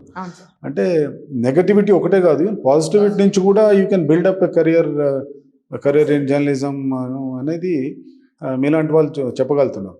సో ఇప్పుడు మీలాంటి వాళ్ళని అయినప్పుడు డెఫినెట్గా మేము క్వశ్చన్ చేయొచ్చు, చేస్తారు కూడా. Thank you sir, thank you. But problem ఏంటంటే అబ్యూజివ్ వర్డ్స్ యూజ్ చేసి which is not practice of journalism. So journalism that నార్మ్స్లో కూడా లేని దాన్ని మీరు జర్నలిజంగా just because you have a medium to say that దాన్ని మీరు చేస్తే మాత్రం ఐ డోంట్ థింక్. మొన్న 2 ఉమెన్ యూట్యూబర్స్ అరెస్ట్ అయినప్పుడు కూడా అవును. చాలామంది జర్నలిస్ట్ సంఘాలు కూడా స్పందించలేదు. ఇంతకుముందు ఇంతకుముందు ఉన్న గవర్నమెంట్లో కూడా అడుగుతూ ఉండే, మీరు ఆ యూట్యూబర్ వాళ్ళు తిడుతుంటే మీరెందుకు స్పందించరు అని. యా. అంటే first of all sir, YouTubers are journalist are not అనేది ఇంకా ఎక్కడ లేదు. మీరు గవర్నమెంట్గా మీరు రికగ్నైజ్ చేయలేదు, చట్టాలు లేవు, ఎక్కడ రికగ్నైజ్. సో మేము ఎట్లా చెప్పగలుగుతాం మీరని. So is an individual level ఇంకేదైనా మీరు డీల్ చేయొచ్చు, కానీ as journalist we can't really interfere and say that మీరు తప్పు ఇది మాట్లాడేది అని. So when these guidelines come, when digital media is also part of journalism, డెఫినెట్గా అప్పుడు మనం క్వశ్చన్ చేయడానికి అది ఉంటుంది. కానీ సార్, అంటే జర్నలిజంలో, అంటే మీరు నేర్చుకున్న జర్నలిజంలో మీ తర్వాత వచ్చిన జనరేషన్లో మేము ఉన్నాం, కానీ బట్ ఎంతో సీనియారిటీ ఉన్న జర్నలిస్టులు మీరు, అండ్ మోర్ ఓవర్ ఎన్నో సంస్థల్లో పనిచేసి ఇమ్మెన్స్ ఆఫ్ ఎక్స్పీరియన్స్ ఉన్న వాళ్ళు కూడా మనం అడుగుతున్నాను. రీసెంట్గా ఒక ఫిల్మ్ ఇండస్ట్రీలో పెద్ద ఆయన వాళ్ళ ఇంట్లో జరిగే ఇష్యూకి మీడియా వెళ్ళి గేట్ లోపలికి కూడా వెళ్ళిన సందర్భంలో ఆయన మైక్ విసరడం జరిగింది. ఇటు జర్నలిస్టులకు కూడా కొంత ఇబ్బందికరమైన సిచ్యువేషన్స్. కానీ నిజానికి ఒక ఫ్యామిలీలో జరుగుతున్నప్పుడు మీడియా ఎంతవరకు వెళ్ళాల్సిన అవసరం ఉంది మీ ఉద్దేశ ప్రకారం, అంటే ఏం చెప్తారు? పరిస్థితులను కూడా వ్యక్తుల వరకే ఉండాలి, కానీ ఆ కుటుంబ సభ్యులు, కుటుంబ వివాదాల్లోనికి ఒక పబ్లిక్ ఫిగర్ అయిన తర్వాత ఆటోమేటిక్గా ఆయన ప్రతిదీ వార్త అవుతుంది. ఎగ్జాక్ట్లీ. సామాన్య మానవుడు ఇంట్లోనికి అయితే వెళ్ళదు వెళ్తే ఎవరు పట్టించుకోరుగా కదా. అయితే అలాంటప్పుడు పబ్లిక్ ఫిగర్ అయినప్పుడు ఆటోమేటిక్గా ఒక రెస్పాన్సిబుల్ పర్సన్గా ఉండాలి. ఆయన ఏం మాట్లాడినా అది సొసైటీ మీద ఇంపాక్ట్ ఉంటుంది కాబట్టి ఆయన చర్యలు కూడా అలాగ ఉండాలి. వాళ్ళ గురించి న్యూస్ రాయకపోయినా పెద్ద ఇబ్బంది ఉండదు, ఎందుకంటే సొసైటీకి మంచి మెసేజ్ వెళ్ళదు కాబట్టి. కానీ రాయలేదన్న తర్వాత కొంతమంది రాస్తారు, కొంతమంది రాయకపోతే ఈ మిస్సింగ్ అనే ఇష్యూస్ వల్ల కూడా కొన్ని వార్తలు రాయాల్సి ఉంటుంది అనమాట. కానీ కుటుంబ వ్యవహారాల్లోనికి, వాళ్ళ ఫ్యామిలీ విషయాల్లోనికి తొంగి చూడడం అనేది జర్నలిజం కాదమ్మా. మీరు నమ్మరు సార్, వారం రోజుల పాటు అక్కడ లైవ్ కెమెరాలు పెట్టిన సందర్భం ఉంది. ఆ న్యూస్ తప్ప ప్రపంచంలో ఇక ఏమీ లేదా అన్నట్టుగా బిహేవ్ చేస్తున్నాయి ఛానల్స్. అది చాలా బాధ అనిపించింది సార్. నిజంగా ఎన్ని సమస్యలు ఉన్నాయండి మన హైదరాబాద్లోనే, బోల్డెన్ సమస్యలు ఉన్నాయి. ఆ సమస్యల పోరాటానికి ఎవరు ఇంట్రెస్ట్ చూపించట్లే, కానీ సెలబ్రిటీలు లేదంటే ఒక డిపార్ట్మెంటల్ ఇష్యూస్లోనో లేకపోతే బాగా ఫెమిలియారిటీ ఉన్న పర్సన్స్ జీవితాల్లో ఏ చిన్న తేడా జరిగినా కూడా అక్కడ పెట్టేసి జనాలు అలాగే ఉన్నారు. ఇప్పుడు మనం కదా సార్ నడిపించాల్సింది వాళ్ళందరూ నియంత్రించలేని పరిస్థితి అయిపోయింది. అసెంబ్లీలో నిరసన చెప్తున్నాడు ఒక ఎమ్మెల్యే. ఆ ఎమ్మెల్యే వచ్చి గాంధీ విగ్రహం దగ్గరకు వచ్చి బొటనవేలు కట్ చేసుకోవడానికి ఆయన చాకు పట్టుకొని బొటనవేలుకి రెడీ అవుతున్నాడు. ఈ న్యూస్ పేపర్ ఒక నిమిషం ఆగండి అని కొన్ని న్యూస్ ఛానల్స్ అంటుంది. అదే టైంలో దిలీప్ రెడ్డి గారు ఉన్నారు, నేను ఉన్నాను. దిలీప్ రెడ్డి గారు వచ్చి ఏం జరుగుతుంది అక్కడ అంటే ఇట్లా అన్నిట్లో జరుగుతుంది, బుద్ధి ఉందా అని చెప్పేసి ఇమీడియట్గా ఇమీడియట్గా వాళ్ళని ఆపేసి ఆయన బయటకు లాక్కొచ్చి, సార్ ఏదైనా సమస్య ఉంటే మాట్లాడండి సార్ గవర్నమెంట్తో, ఇదేంటి సార్ అని చెప్పి. ఇది ఎలా ఉందంటే రోడ్డు మీద భయంకరమైన యాక్సిడెంట్ అయిపోయి తలలు పీకలు నరికేసుకునే సిచ్యువేషన్లో మన వాళ్ళు వచ్చి వీడియో తీస్తున్నట్టుగా అట్లా ఉంటుంది అనమాట. అందు గురించి జర్నలిజం ఏంటి పబ్లిక్ ఏంటి అవసరం అనేది ప్రతి జర్నలిస్టు గ్రహించాలి. లేకపోతే ఫ్యామిలీస్లోనికి వాళ్ళ కుటుంబాల్లోన చాలా సున్నితమైన భావాలతో కొంతమంది ఉంటారు, కొంతమంది రఫ్గా ఉండొచ్చు, మేబీ వాళ్ళు తట్టుకోవచ్చు. కొంతమంది సున్నిత భావాలతో ఉన్న వాళ్ళు ఆత్మహత్యలు చేసుకుంటారు. మీకు ఉదాహరణ, ఒక యూనివర్సిటీలో, ఒక కాలేజీలో ఆ పిల్లాడు ఏదో ఆడి తాలూకు పనికిరాడు, దేనికి పనికిరాడు అనుకున్న టైంలో ఆ అబ్బాయి గురించి అనమాట, వీడి గే అందు గురించి ఇట్లా రూమ్మేట్స్ని ఇలా చేశాడు అని చెప్పి రాసి వాళ్ళ తల్లి ఇక్కడ ఆత్మహత్య చేసుకున్నది. అయ్యో, అలాంటి ఇన్సిడెంట్లు ఉన్నాయన్నమాట. అందు గురించి మనం ఎంతవరకు ఇవ్వాలి, ఎంతవరకు చేయగాలి, మన వల్ల, మన వార్త వల్ల, మన అక్షరం వల్ల ప్రతి ఒక్కరు చదువుతారు కాబట్టి మనం సమాజాన్ని ఇన్ఫ్లుయెన్స్ చేసి సమాజాన్ని సమున్నత దృష్టిలో తీసుకెళ్ళాలి. కానీ మన ఎట్టి పరిస్థితులు కూడా ఇది సమాజంలో ఉన్న రుగ్మతలన్నింటినీ కుమ్మరించి వార్తలు రాయాల్సిన అవసరం లేదు మేడం. మంచి జరగాల, ఒక వార్త వల్ల, ఒక అక్షరం వల్ల మంచి జరగాలి జర్నలిస్టు. అదన్నీ దృష్టిలో పెట్టుకొని ప్రతి జర్నలిస్టు పనిచేయాలి మేడం. ఈవెన్ యూట్యూబ్ ఛానల్స్ వాళ్ళని యూట్యూబ్ ఛానల్ వాళ్ళే ఇన్ఫ్లుయెన్సర్స్ అని చెప్పేసి అన్నది. జర్నలిస్టులుగా మీలాంటి సీనియర్ జర్నలిస్టులు వచ్చారు కాబట్టి వాళ్ళని మీ జర్నలిస్టులుగా మనం కన్సిడర్ చేయాల్సింది ఎవరినైనా. ఏదైనా మొత్తానికి మీ యొక్క సందేశాన్ని నలుగురు చూస్తున్నారు అనేటప్పుడు ఆ నలుగురికి ఆదర్శంగా ఉండాలి, కొంతమందికి అనమాట ఒక సొసైటీ బాగుపడాలి, ఒక పబ్లిక్ బాగుపడాలి. ఈ కోవలో ప్రెస్ క్లబ్ అనమాట ఏం చేస్తుందంటే, ప్రెస్ క్లబ్ జస్ట్ ఇది అందరికీ రిక్రియేషన్ అనమాట. ఇలాంటి రకరకాల ఒత్తిడులతో వచ్చిన వాళ్ళు హ్యాపీగా ఇక్కడ రిలాక్స్ అవ్వడం కోసం హ్యాపీ కూర్చొని చిట్ చాట్ మాట్లాడుకోవడానికి ఉంటుంది అనమాట. ఆ చిట్ చాట్లోనే చాలా విషయాలు ఉంటాయి, చాలా గ్రహించాలి. జర్నలిస్టులు సీనియర్ జర్నలిస్టులతో కూర్చోవడం వల్ల మేము 30 ఏళ్ళు జర్నలిజంలో ఉన్నాం. మేము అనేక మంది జర్నలిస్టులను చూసాం, మా ఇద్దరము చూసాం. జర్నలిస్టులతో చాలా మందితో ఇంటరాక్ట్ అవుతాం. సీనియర్ని చూస్తే గౌరవించుకోవడం ఇదంతా చాలా వృత్తిపరంగా మనం చేసుకోవాలి. ఇదంతా మనం ఒక సమున్నతంగా ఒక పూజారి అనేటోడు పవిత్రంగా లేకపోతే గుడికి భక్తులు ఎలా వస్తారన్నట్టుగా మనం మనం పవిత్రమైన వృత్తిలో ఉన్నాం కాబట్టి పవిత్రంగానే బతకాలన్నమాట. Correct correct. దాన్ని దృష్టిలో పెట్టుకొని అలా జర్నలిజంకి వస్తే ఆ విధంగా ఉండండి, లేకపోతే జర్నలిజం వైపు రాకండి. రకరకాల వృత్తులని ఉద్యోగాలు చేసుకొని నువ్వు బతకండి. Yes, sir. ఈ ఒకటి ప్రశ్నతో మేడం. ముగిద్దాం అనుకున్నా. కరెక్ట్ అంటే చెప్పారు. ఒక ఇంట్రెస్టింగ్ ఏమిటా, news has become entertainment madam. So మీరు అన్నదానికి ఒక యాక్టర్ ఇంటి దగ్గర అది అంత చేయాల్సిన అవసరం ఉందా అంటే, unfortunately digital medium, electronic media వచ్చినాక news has become entertainment. It's no more that sanctity న్యూస్కు కొద్దిగా తగ్గింది. I'm not saying that channels are also doing a good job, చాలా so many channels are doing so many things. Good thing చేస్తున్నారు కాబట్టి. But ఇటువంటివి కూడా ఏంటంటే, మీరు ఆ పరిధి ఏంది, అసలు మనం ఏం కవర్ చేయాలా అంటే, ఒకటి మనం ఆయన ఇంటి బయట వరకు మనం కవర్ చేసినాం, ఇంటి లోపలికి మనం మాత్రం వెళ్ళడానికి ఏ విధంగా మనకు అర్హత లేదు. అదే జర్నలిస్ట్ అంటే మీరు ఎథికల్గా చూసినా, ప్రొఫెషనల్గా చూసినా, you can't enter in to any once house. Correct. ఆయన ఇంటి బయట వచ్చేమన్నా చేస్తే డెఫినెట్గా you can show it. That's since is the public figure, దానికి ఒక యాక్సెప్టబిలిటీ ఉంటుంది కాబట్టి చూస్తారు. బట్ అందులో కూడా చాలా మటుకు మనము డిలీట్ చేసి దాన్ని డైల్యూట్ చేసి చూపించాల్సినవి చాలా ఉంటాయి. అవును సార్. ఆయన కూడా బూతులు తిట్టుంటే దాన్ని యాజ్ ఇట్ ఈస్ గా క్యాప్చర్ చేసి మనం వేసేయడం అనేది ఐ థింక్ ఇట్స్ కొంచెం ఇట్స్ వెరీ రాంగ్ అది. కానీ but I feel news but still media as an industry is doing a great job madam. Yes sir, absolutely. మొన్న కోవిడ్ లో చూడండి సార్, కోవిడ్ ఫెంటాస్టిక్ జాబ్. ఏదైనా ఒక పాండమిక్ సిచ్యువేషన్స్ వస్తున్నాయి లేదా న్యాచురల్ కెలామిటీస్ వస్తున్నాయి, ఎంతో ధైర్యంగా వాళ్ళ జీవితాలను పణంగా పెట్టి ఎంతో దూరం వెళ్ళి ఆ వార్తను తీసుకొచ్చి అందరికీ తెలియజేస్తాం. అది చాలా tremendous job actually what we are doing. సిన్సియర్గా చేసేవాళ్ళం. అన్ని వ్యవస్థలు ఇంటికి పరిమితమైనవి, కానీ జర్నలిజం ఇంటికి పరిమితం అవ్వాలి. Exactly sir. 24/7 వీఆర్ రెడీ అన్నట్టు ఉండాలి. అబ్సల్యూట్లీ. సో అందుకని ఈ వైద్యం అందకపోతే వైద్యం అందలేదన్నాం, వైద్యం అందితే పలానా దగ్గర వైద్యం బాగున్నదని చెప్పిస్తాం. ఈ మెడిసిన్స్ వచ్చాయి, ఈ మెడిసిన్స్ వాడితే బాగుంటుంది, ఇట్లా బతికితే బాగుంటుంది, ఇట్లా లైఫ్లో స్టైల్ మార్చుకోండి, ఇన్ని జాగ్రత్తలు చెప్పింది ఈ జర్నలిజం. సో దట్ ఈ జర్నలిజం పవిత్రమైనది మేడం. ఈ జర్నలిజాన్ని కాపాడాల్సిన బాధ్యత ప్రతి ఒక్కరి మీద ఉన్నది. నిజం. అక్షరం రాసే ప్రతి అక్షరం ప్రతి ఒక్క వ్యక్తి మీద ఉన్నదని మేము ఫీల్ అవుతున్నాం. నిజం సార్. మీకు ఒక ఎగ్జాంపుల్ నేను ఎందుకు షేర్ చేసుకుంటున్నా అంటే, ఇలాంటి సందర్భాలు మీడియా ముందు మాట్లాడే అవకాశం మాకు కూడా దొరకదు జనరల్గా. అంటే ఓన్ ఎక్స్పీరియన్స్ చెప్పుకోవడానికి ఎప్పుడో కానీ దొరకదు. మొన్న ఒక రోజున ఒక హాస్పిటల్ వాళ్ళు వచ్చి కొత్తగా పెట్టామండి మేము ఇలా స్కిన్ క్లినిక్, కాస్మెటాలజీ, డెర్మటాలజీ మేము పెట్టాం, మీరు వచ్చి ఇంటర్వ్యూ చేయాలండి, ఇట్స్ కమర్షియల్ ఇంటర్వ్యూ కింద ప్రమోషనల్ ఇంటర్వ్యూ కాబట్టి అని వాళ్ళు ఏదో ఛానల్ వాళ్ళకి పే చేశారు. నేను వెళ్ళి ఇంటర్వ్యూ చేస్తే నేను క్వశ్చన్ చేసిన ప్రతిసారి అమ్మాయి ఫోన్లో చెక్ చేసుకుని చెప్తాను.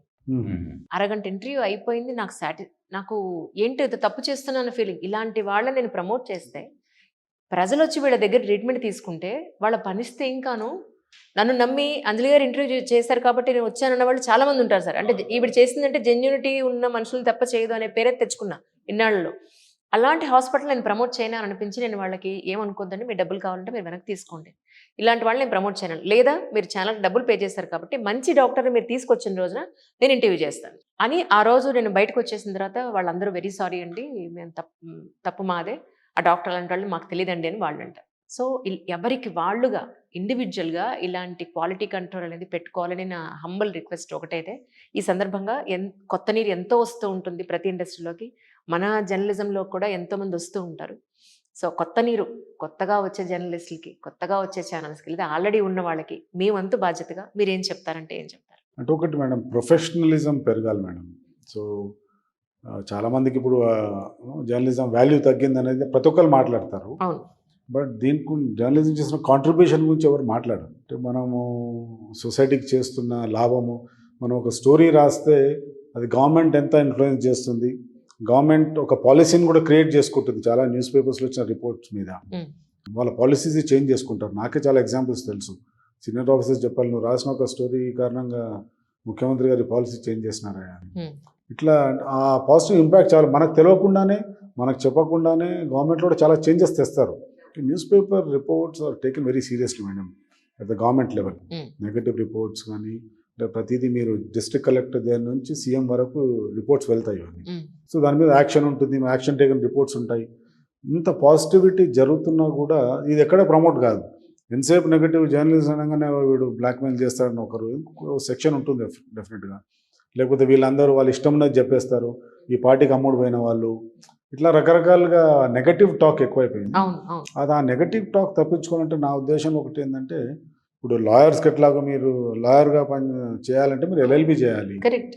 రకరకాల అంటే ఈ ప్రొఫెషన్స్ ఏవైతే ఉన్నాయో వాటికి ఒక బేసిక్ డిగ్రీ ఒకటి ఉండాలి మేడం. జర్నలిజం వచ్చే వాళ్ళకి మీరు డెఫినెట్గా వాళ్ళు డిగ్రీలోనూ ఒక జర్నలిజం కోర్స్ చేసి, లేకపోతే పీజీలోనూ జర్నలిజం కోర్స్ చేసిన వాళ్ళనే అవును మేనేజ్మెంట్స్ ఎంకరేజ్ చేస్తే చాలా మటుకు 50% వరకు మీకు ఇటువంటి ప్రాబ్లమ్స్ తగ్గిపోతాయి. కరెక్ట్. ఎందుకంటే యంగ్ మైండ్ మీరు ఎట్లా షేప్ చేస్తే అట్లాగే అవుతుంది. అప్పుడు నేర్చుకున్న పాఠాలు డెఫినెట్గా అతను ఇన్ఫ్లుయెన్స్ చేస్తూనే ఉంటాడు. Obviously sir. సొసైటీ అతను వేరే కారణం ఇన్ఫ్లుయెన్స్ అయినా కూడా బ్యాక్ ఆఫ్ మైండ్ నువ్వు నేర్చుకున్నది నేను ఎక్కడో పాజిటివ్ వేలో కూడా ఇన్ఫ్లుయెన్స్ చేస్తుంటాను. Correct. So I think I feel to make it more professional, I think organizations should change first. They should encourage people study journalism and coming to journalism. Absolute. అటువంటి వాళ్ళని చేస్తే డెఫినెట్గా అట్లాగే ప్రెస్ క్లబ్ లాంటి associations, media academy కానీ unions కూడా ఉన్నాయి. So unions వాళ్ళు డెఫినెట్గా జర్నలిస్ట్ వెల్ఫేర్ యాంగిల్లో వాళ్ళు ఎక్కువ పనిచేస్తారు. కరెక్ట్. ఐ థింక్ ప్రొఫెషనల్ యాంగిల్లో ప్రొఫెషనలిజం పెంచడానికి ప్రెస్ క్లబ్ కానీ మీడియా అకాడమీ కానీ ఇంకెక్కువ రోల్ తీసుకోవాలని నా అభిప్రాయం. సరే, రాబోయే జర్నలిస్టులకు కానీ కాబోయే జర్నలిస్టులకు కానీ మీరు ఏం చెప్పదలుచుకున్నారు అంటే ఏం చెప్తారు? పర్టికులర్గా ఇప్పుడు రవికాంత్ రెడ్డి గారు అన్నట్టుగా జర్నలిజం అనేది ఒక కోర్స్ చేసుకొని వస్తే ఆయనకు ఒక విలువలు ఉంటాయి, కొన్ని విలువలు పాటించాలి. మనం ప్రతిదీ జర్నలిజం చేసి పసుపు రంగు వేస్తున్నారు, ఇలాంటివి ఎల్లో జర్నలిజం అంటున్నారు, కీ హోల్ జర్నలిజం అంటున్నారు, రకరకాలు అంటున్నారు జర్నలిజంని. జర్నలిజం అనేది పవిత్రమైన వృత్తం ఇది. ఈ పవిత్రమైన వృత్తిలో ప్రతి జర్నలిస్టు చాలా నిబద్ధతతో పనిచేయాలన్నమాట. మనం ఒక వార్త రాసామంటే దాని తాలూకా స్పందన ఎలా ఉంటుంది, దాని తాలూకు ప్రభావం ఎట్లా ఉంటుంది అనేది తెలుసుకొని ప్రతి ఒక్కడు చాలా సీరియస్గా, చాలా పవిత్రంగా వృత్తి ధర్మాన్ని పాటించాలి. జర్నలిజం వృత్తి ధర్మం అనమాట అది. ఈ జర్నలిస్టులుగా కాకుండా వేరే వృత్తుల్లో ఉన్న వాళ్ళు ఏది చేసినా నడుస్తుంది, ఎందుకంటే ఆ ఇంపాక్ట్ చాలా తక్కువ ఉంటుంది అనమాట. ఈ సొసైటీని, సమాజంలో జరుగుతున్న తప్పుల్ని ఎత్తి చూపాల్సిన జర్నలిస్టే ఒక తప్పుగా వ్యవహరిస్తే దాన్ని అది సమంజసం కాదు. అది ఇప్పుడు ఒక గవర్నమెంట్ కొత్తగా ఒక వ్యవస్థను ఏర్పాటు చేస్తుంది, మేబీ హైడ్రా లాంటిది ఏదైనా వ్యవస్థ ఏర్పాటు చేస్తుంది. ఆ హైడ్రా ఎలా పనిచేస్తుంది ఏంటి, మంచిగా పనిచేస్తుంది కాబట్టి మంచిగా చూపించాలి. మంచిగా పనిచేయనప్పుడు ఇది ఇక్కడ తప్పు జరుగుతుంది అనేటప్పుడు తప్పును డెఫినెట్గా చూపించాలి. వ్యవస్థల్లో లోపాలను చూపించాలి, వ్యవస్థను సెటరేట్ చేసేటట్టుగా మార్గదర్శకం చేయాలి ఎప్పుడైనా జర్నలిస్ట్ అనేటప్పుడు. అంతేగాని ఒక దుష్ప్రచారం చేయకూడదు, ఎట్టి పరిస్థితుల్లో కూడా రాంగ్ న్యూస్ అనేది ఇవ్వకూడదు అమ్మా జర్నలిస్టులు అనేటప్పుడు. ఈ జర్నలిజం అనేది బేసిక్స్గా ఒకవేళ జర్నలిజం స్కూల్ నుంచి వస్తే ఓకే, వెల్ అండ్ గుడ్. లేనప్పుడు జర్నలిజం సీనియర్స్ నుంచి అయినా నేర్చుకోవాలా. సీనియర్స్ని అనుసరిస్తే చాలా ఉంటుంది. మేము పొత్తూరు వెంకటేశ్వరరావు లాంటి వాళ్ళని, ఏబికే ప్రసాద్ లాంటి వాళ్ళని, నండూరు రామ్మోహన్ రావు లాంటి వాళ్ళని, ఇలాంటి గొప్ప గొప్ప జర్నలిస్టులని, వీళ్ళు జర్నలిస్టులు రాసిన ఆర్టికల్స్ చదవాలి, పాత పుస్తకాలు చదవాలి, లిటరేచర్ చదవాలా, ఆ వార్తలు ఎలా రాశారు, సిచ్యువేషన్ అప్పుడు ఎలా స్పందించారు జర్నలిజం, ఇవన్నీ నేర్చుకోవాలమ్మా. అంతేగాని అప్పటికప్పుడు రొటీన్గా వచ్చి వార్తలు రాసేయడం అనేది చాలా. మీరు ఇందాక పొత్తూరు వెంకటేశ్వరరావు గారిని ఆయన ఇంటర్వ్యూ చేయడానికి నేను వెళ్ళినప్పుడు అంతా సీరియస్గా అయిపోయింది. సరదాగా ఒక క్వశ్చన్ అడుగుదాను, మీది లవ్ మ్యారేజ్ అని అడిగాను. ఆయన సీరియస్గా, అమ్మాయి నేను జర్నలిస్ట్ని, ఈ ప్రశ్నలు నన్ను అడగచ్చా? సీరియస్నెస్ అట్లా ఉంటుంది. అంటే ఇది జరిగి కూడా ఒక 10 ఏళ్ళు అయింది సార్. 10 ఏళ్ల క్రితం నేను ఆయన ఇంటర్వ్యూ చేసినప్పుడు నన్ను ఆ మాట అన్నారు. అన్న తర్వాత నేను ఒక గంట కూర్చున్న ఇంటర్వ్యూ అయిన తర్వాత, ఎందుకు సార్ అందులో తప్పే ఉందంటే, అడగకూడదు నువ్వు విరిగా కనుక్కో, మీడియా ముందు అడగాల్సిన అవసరం ఏముంది నువ్వు అది అన్నారు. నేను చాలా నేర్చుకున్నాను సార్. మీరు అన్నట్టు సీనియర్స్ ఎప్పుడైతే ప్రెస్ క్లబ్కో జర్నలిస్ట్ అసోసియేషన్కో వస్తారో, జూనియర్స్ వినడానికో వాళ్ళ దగ్గర నేర్చుకోవడానికో వస్తారో, ఎన్నో విషయాలు మంచి చెడు మాట్లాడుకుని వాళ్ళలో గొప్ప మార్పు వస్తుంది డెఫినెట్గా. సార్ ఇప్పుడు అంటే మన తెలంగాణ అసోసియేషన్లోనే ఒక తాటి మీద లేరు, కొంచెం 2గా స్ప్లిట్ అయి ఉన్నారా, వీళ్ళని మనం కలిపే అవకాశం ఉంటుందా, ఏ పాయింట్ ఆఫ్ వ్యూలో మనం కలపగలుగుతాం, ఎందుకు ఈ వ్యతిరేకత అనేది వచ్చింది అని అంటే ఏం చెప్తారు? అంటే నాకు తెలిసి అట్లా 2గా విడిపోయేది ఏం లేరు మేడం. అంటే ఎస్, ఉద్యమం టైంలో డెఫినెట్గా ఇప్పుడు మన తెలంగాణలో ఉద్యమం టైంలో ఇప్పుడు మన తెలంగాణలో 2 పార్టీలుగా ఉన్నారా? అంటే లేదు అంటే ఇవి యూనియన్స్ ఉన్నప్పుడు మీరు కార్మిక సంఘం తీసుకోండి, ఒకటే కంపెనీలో పనిచేసే వాళ్ళు పని చేసినా అక్కడ కూడా స్ప్లిట్ అవుతారు. స్ప్లిట్ అవుతారు అది. బట్ అందరు కూడా ఏదో ఒక రకంగా పాజిటివ్గా కాంట్రిబ్యూట్ చేయాలని చూస్తారు. లేకపోతే ఇంకొకటి లీడర్షిప్ ఇష్యూస్ వస్తాయి. నేను లీడర్గా ఎదగలేకపోతున్నాను, ఇంకొక సంఘం ఇంకొకరు పెట్టుకుంటారు. ఇది మీరు ఏ ప్రొఫెషన్లో చూసినా ఇది ఉంటుంది. ఎలా ఉందంటే స్టేట్ టు స్టేట్లో ఇంటర్ స్టేట్లో కొట్టుకుంటే దేశం కోసం ఎప్పుడు మనం పాటు పడతాను రా బాబు అన్నట్టుంది పరిస్థితి. అంటే తప్పదు మేడం అది. But multiple leadership, multiple organizations, multiple centers అనేవి ప్రతి ప్రొఫెషన్లోనూ అవి మనకి correct sir, absolutely correct. Can't deny. But ఏమైనా అందరం కలిసి ఒక మంచి కోసం అయితే పోరాడాలి సార్ డెఫినెట్. అంటే ఏదైనా ఇష్యూ వస్తే డెఫినెట్గా అందరు కలిసి జర్నలిస్టులు అందరూ, ఇప్పుడు ప్రెస్ క్లబ్ ఉంది, ప్రెస్ క్లబ్లో అన్ని సంఘాల వాళ్ళు మెంబర్స్ ఉంటారు ఇక్కడ. Yes sir, yes sir. అన్ని పొలిటికల్ ఐడియాలజీలో కూడా మెంబర్స్ ఉంటారు. సో ప్రెస్ క్లబ్ వేదిక చేసినప్పుడు అందరు కలిసి వస్తారు, కలిసి చేస్తాం. సో అది ఐ థింక్ జర్నలిస్టులకు సంబంధించిన ఇష్యూ వచ్చినప్పుడు డెఫినెట్గా మాత్రం అందరు కలిసి చేస్తారు అందులో. Excellent sir. భిన్నాభిప్రాయాలు ఒక్కొక్క పార్టీకి మద్దతు కొంతమంది ఉండొచ్చు, వాడికి వ్యక్తిగతంగా కొన్ని ఇది ఉన్నప్పుడు కూడా, డిఫరెంట్ యూనియన్స్ ఉన్నప్పుడు కూడా ప్రెస్ క్లబ్ అయితే మాత్రం అందరికీ ఒకటే వేదిక. Yes sir. ఇది ప్రెస్ క్లబ్ అనేది అన్ని రకాల జర్నలిస్టులు, అన్ని యూనియన్ జర్నలిస్టులు కూడా కలుసుకునే వేదిక ఇది. సో దట్ ఇక్కడి నుంచి డెఫినెట్గా మీరు అన్నట్టుగా ఒక మంచి ఆలోచనతో, ఎస్ సార్. ఒక మంచి అభిప్రాయంతో జర్నలిస్టులు, అందుకే ప్రెస్ క్లబ్కి ఈ యొక్క ఇంపార్టెన్స్ ఉన్నది అనమాట. Press club yes sir. ఇక్కడ ఏంటంటే ఏ పార్టీది ఆ పార్టీ ఉండొచ్చు, ఏ పార్టీ ఏ యూనియన్ ఆ యూనియన్ ఉండొచ్చు, కానీ అందరూ కలుసుకునే వేదిక ఇది. కాబట్టి ఇక్కడ డెఫినెట్గా ఒక మంచి చర్చ జరగాల, మంచి భవిష్యత్తులోనమాట జర్నలిస్ట్ ఎలా ఉండాలి, ఎస్ సార్. జర్నలిస్టులను కొద్దిగా ఎవరిదైనా పొరపాటు ఎక్కడం జరిగితే దాన్ని సరిదిద్దుకునే కార్యక్రమం ఉండేటట్టుగా మేము తీర్చిదిద్దుతామని అనుకుంటాను. మా నెక్స్ట్ కమిటీలు డెఫినెట్గా సార్. డెఫినెట్గా ఆ వేదిక చేద్దాం. తప్పకుండా సార్, తప్పకుండా సార్. మా వంతు బాధ్యత ఏదైనా ఉన్నా మాకు చెప్పండి, తప్పకుండా నా వంతు బాధ్యతగా నేను కూడా చేస్తాను. ఓకేనా. అండ్ ఒక చెడుని ఎదిరించడానికి ఒక మహాశక్తిగా మన జర్నలిస్టులు అందరూ ఒక తాట మీదకి రావాలి అని మనస్ఫూర్తిగా కోరుకుంటూ, మీ ఇద్దరికి ఇంత సమయం తీసుకున్నందుకు క్షమించాలి, ఏమనుకోవద్దు. Thank you so much sir. Thank you so much. నమస్కారం అండి. మీరు ప్రెస్ క్లబ్కి మేనేజర్గా వర్క్ చేస్తున్నారు. ఎంత కాలం నుంచి మీరు ఇక్కడ అసోసియేట్ అయి ఉన్నారు? ఒకసారి మీ గురించి మాకు చెప్పండి. మేడం, నా పేరు రామచందర్ అండి. నేను 1989 దసరా రోజు ప్రెస్ క్లబ్లో జాయిన్ అయినండి. ఓకే. ఆ రోజు నుంచి ఈ రోజు వరకు ఇక్కడే పనిచేస్తున్నాను. రైట్. ఒకసారి మాకు ప్రెస్ క్లబ్ ఒకసారి చూపిస్తే, ఇక్కడ అంటే ఏ ప్లేసెస్ ఉన్నాయి, అక్కడ ఏ యాక్టివిటీస్ జరుగుతూ ఉంటాయి అనేది మాకు ఒకసారి చెప్పండి. ఇప్పుడు ఇక్కడ ప్రెస్ క్లబ్లో డేలనేమో ప్రెస్ కాన్ఫరెన్సెస్, కమ్యూనిటీకి సంబంధించిన మీటింగ్లు, సెమినార్స్ ఇవి జరుగుతుంటాయి మేడం. ఇక్కడ అదంతా జరిగేది ఎక్కడండి? AC hall, non AC hall రెండు ఉన్నాయమ్మా. ఇక్కడ ఇది మధ్యాహ్నం అంతా మీటింగ్లు నడుస్తుంటాయి, సాయంత్రం ఏమో రిక్రియేషన్ అనమాట. జర్నలిస్టులు అంతా అవును అవును, వాళ్ళు వచ్చి సాయంత్రం వచ్చి రిలాక్స్ అవుతారు అనమాట. డే అంతా కష్టపడే అలసిపోతారు కాబట్టి దానికని చెప్పేసి సాయంత్రం ఫ్యామిలీస్ కూడా వస్తారు. అవునండి, ఇప్పుడు అదే అన్నారు ఇందాక మాట్లాడినప్పుడు, ఫ్యామిలీస్ వచ్చే విధంగానే ప్లాన్ చేస్తున్నామండి అని చెప్పని. ఇక్కడ ఇది ఉమెన్స్ రూమ్. ఇది మహిళా జర్నలిస్టులకి స్పెషల్ గా వీళ్ళొక రూమ్ కట్టడం జరిగింది. మహిళా జర్నలిస్టులు ఇక్కడికి వచ్చి వాళ్ళ సమస్యల గురించి కానీ ఎలాంటి మీటింగ్స్ కానీ వీళ్ళు ఇక్కడ కండక్ట్ చేసుకోవచ్చు. వాళ్ళు కూడా ఇక్కడ వాళ్ళ ఫ్యామిలీస్ వచ్చినప్పుడు దాంట్లో మేము right. Press club lance madam ఇవి. నైట్ లో ఇక్కడ ఇప్పుడు క్రికెటే కానీ వేరే కొత్త ప్రోగ్రామ్స్ ఏ వచ్చినా కూడా ఇక్కడ ప్రొజెక్టర్ పెట్టి స్క్రీన్ చేస్తాం. అక్కడ వీళ్ళు ఇక్కడ చూసుకుని వచ్చిన జర్నలిస్టులు ఇక్కడ రిలాక్స్ అవుతుంటారు అనమాట. అయితే అంటే ప్రెస్ క్లబ్ లో మెంబర్షిప్ ఉన్న వాళ్ళు మాత్రమే ఇక్కడ ఏదైనా అకేషన్స్ కూడా వాళ్ళు ఫంక్షన్స్ అవి కూడా చేసుకోవచ్చు. బర్త్డే ఫంక్షన్ చేసుకుంటారు, వెడ్డింగ్ యానివర్సరీస్. 100 members capacity. దీంట్లో రౌండ్ టేబుల్ సమావేశాలు, ప్రెస్ కాన్ఫరెన్స్లు. ఇప్పుడు నైట్ లో వీళ్ళు మెంబర్స్ ఫ్యామిలీస్ గిట్ట బర్త్డేస్ గిట్ట చేసుకుంటారు మేడం. ఇది press club board room. Press club executive committee వాళ్ళు మీటింగ్ పెట్టుకుంటే ఇక్కడ కూర్చోండి డిస్కషన్ చేసుకుంటారు. Press club office room. Press club members families వస్తే ఇక్కడ వాళ్ళ పిల్లలకి ఆడుకోవడానికి చిల్డ్రన్స్ పార్క్ చిన్నగా ఏర్పాటు చేయడం జరిగింది.